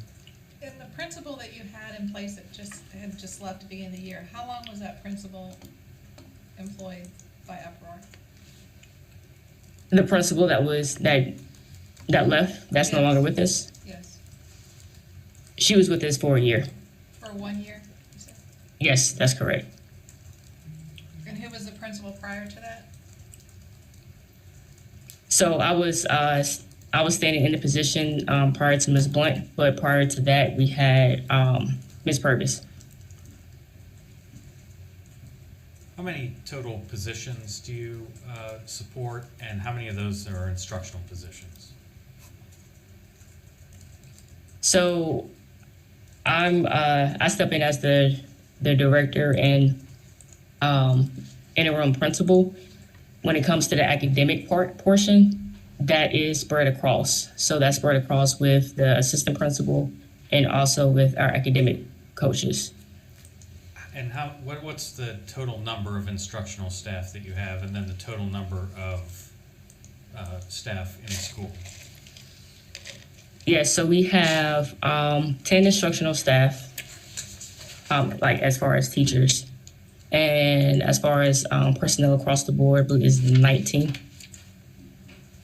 That's to include bus drivers, that's to include child nutrition and janitorial staff.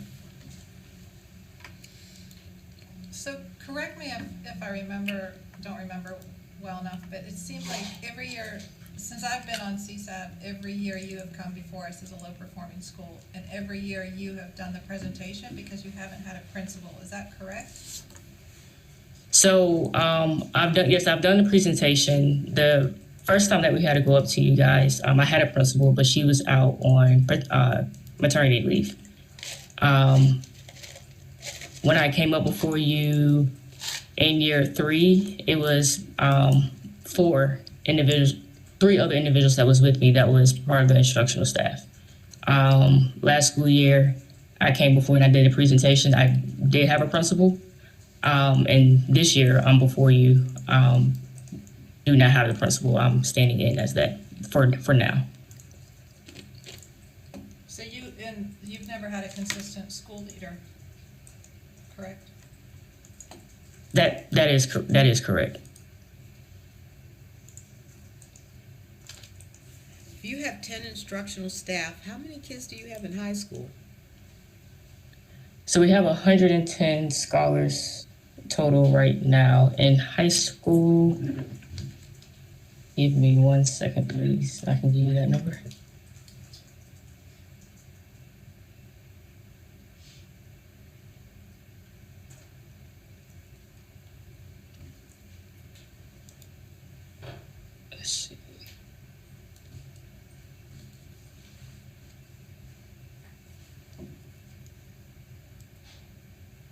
So for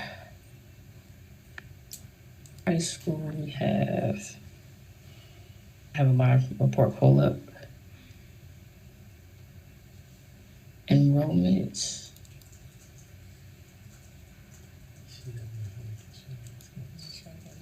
So 22, 3, 47 in high school. You have 47 in high school? Yes, that's correct. And 100 and how many altogether? 110. So nearly half of all your students are in high school. K through 8 is a little. We're 5th through 12. Oh, you're sure? Okay, you started 5th grade. All right. Have you had a graduation? No, we have not. This will be our first year. There will be a graduating class this year. Yes, that's correct. How many are in that class? 7. Okay. I know you had something. So, okay, so how many high school teachers do you have We have 4. who teach what subjects? Math, English. We have science and also social studies. But then we have one that does our Civil Air Patrol, but he does it for a split with middle and high. What's your percentage of certified teachers? This year, I believe it was 62%. I know it was above the 50. We do have a plan with all of our instructors, so we keep a tab of where all of our instructors are, if they are beginner teachers, those that are on the teacher plan to get their license. And so every instructor that's currently not licensed, they have a plan to get licensed. And we check in with them on a monthly basis. Ms. Picaro, did you go on the site visit there? And I'm not sure where I heard this, so I just, if you aren't the person that told me, just say so. But I thought I heard that they had high school classes where they had someone who was not a certified teacher monitoring, and the kids were on virtual public. They do some of their high school classes are on the virtual platform. So one of the classes I did observe was a woman that said she was retired and that she had been retired for a very long time, as she put it. And she was monitoring students. The students in the class were doing a variety of subjects. So there were some kids on the computer doing Spanish. There were some doing mathematics. It was a variety. Yes, that was, so initially when we started the school year, we were having a hard time staffing high school. And so it was a last minute thing to get them on NCVPS, but as the school year started, we was able to get a licensed math instructor. The same thing with the social studies, but starting second semester, they will be taking their classes face to face. We're doing away with NCVPS. Okay, but they are currently at NCVPS. Currently, they're getting NCVPS for now, but starting next week, they will not. That's when our second semester starts. When is the last time your board met? Because I'm looking at the website. It was December the 16th. Yeah, that would be the second, or I believe it might even been the 3rd week of December, actually. Okay, I'm only seeing monthly minutes. Most recently is February 2021. No. We have minutes if Yeah.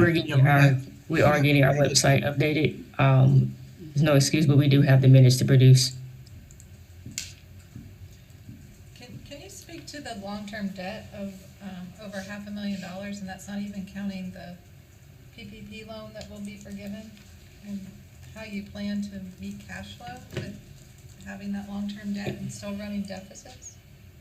Yes. So last year, our expenditures was high, especially with us doing the remote learning, having separate staff for virtual, and then also staff for on-site.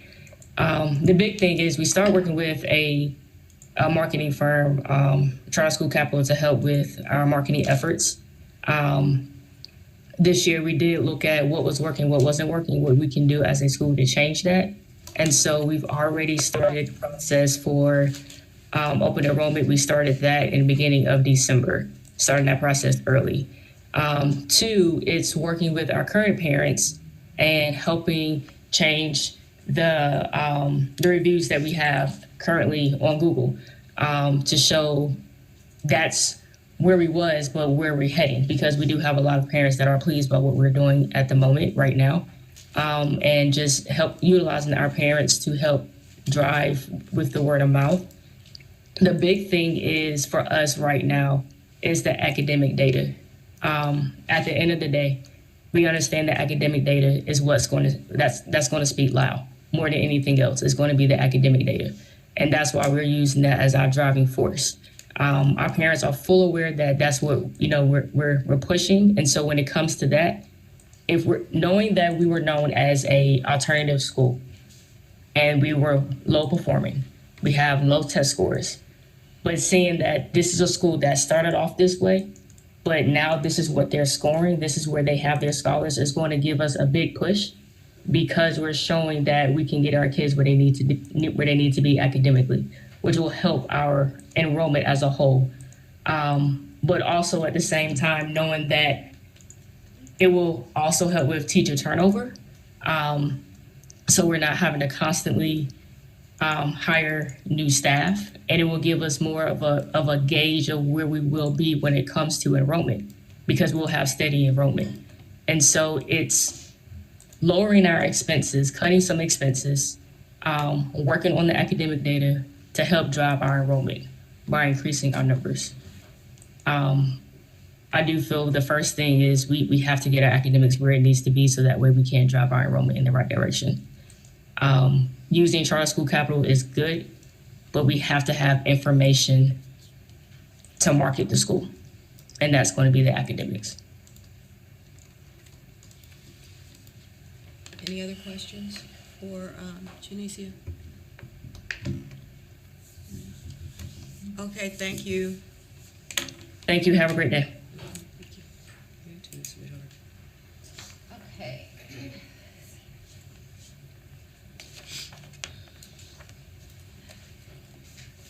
All right, our last school up is Three Rivers Academy. The data sheet here, 2018 is the only year we're looking at. It pulls from previous years that were the assumption years. So we're only looking at 2018-19. The performance grade is an F, growth status not met. The grade level proficiency was 8.6, college and career readiness 5.5. For our subgroup data, we have economically disadvantaged at 6.4% and students with disabilities at less than 5%, and the Black subgroup at 8.9%. This is an independent board. As you know, you recently had a special called meeting, so you are aware of the EC compliance issues, and then finance will also give us an update on any financial issues. The school, as of October, we had 98 enrolled. I think it's about maybe a little bit over that, according to our last numbers. And they serve grades K through 8. And as we discussed at the previous meeting, one of our concerns has been the high turnover rate for the school leadership staff.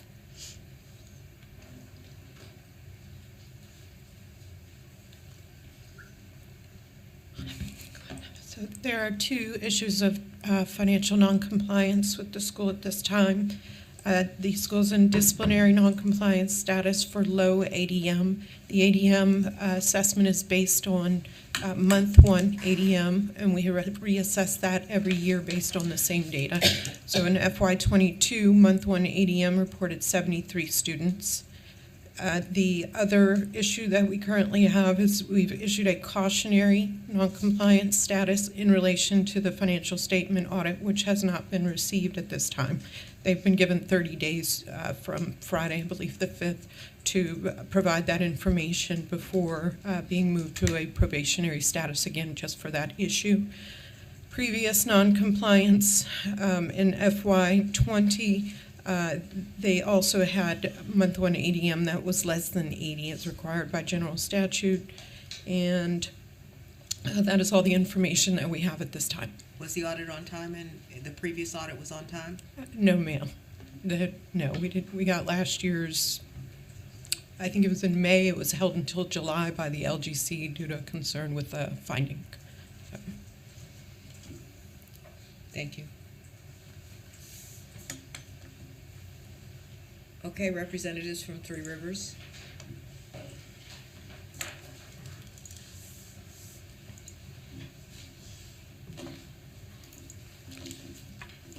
Good afternoon. Good afternoon. My name is Stefan Bowens, and I serve as the attorney for Three Rivers Academy. And at this time, I would ask that this board, the Charter School Advisory Board, make a recommendation to the State Board of Education to stay any decision with respect to the renewal of the charter in light of the most recent correspondence from the State Board on January 7th, for which there is the pendency of an appeal that will be moving forward. We probably need what legal has to say about that. My understanding is that these are two separate issues, that the state board's recommendation, you still would be up for renewal one way or the other. Yes, and however, given that, what we would say is that we believe that the record is ample and complete, and that the school is eligible for renewal. And however, we believe that many of the issues that have been raised with respect to the renewal are the same or substantially the same issues that have been raised with respect to the correspondence from the state board. And so that we believe that procedurally the state board's action preempts this committee from making any recommendation at this stage. Okay, we need legal, no way I know the answer to that. Yeah, we'll have to get legal's opinion on that. So we probably need to get it now because I don't know what to do next. Yeah, it's on the agenda to go into closed session. So we can Okay, estimate that time. you want to do that for us, then, please?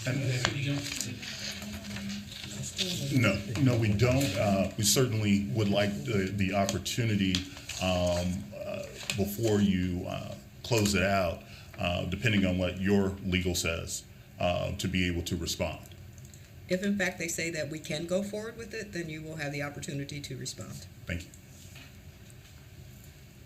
All right, so do we want to go ahead and vote on everything else first, or do we want to go into closed? That's up to you.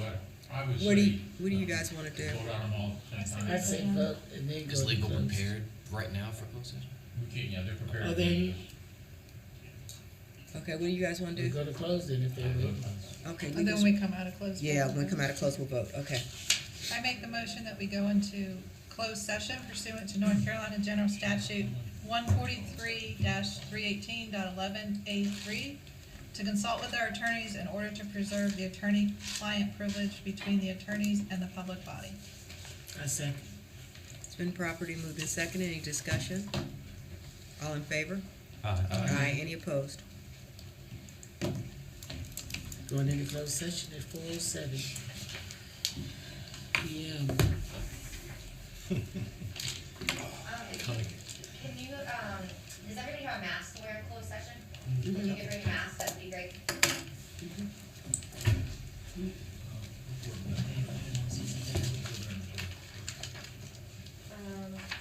Joe and Shelley.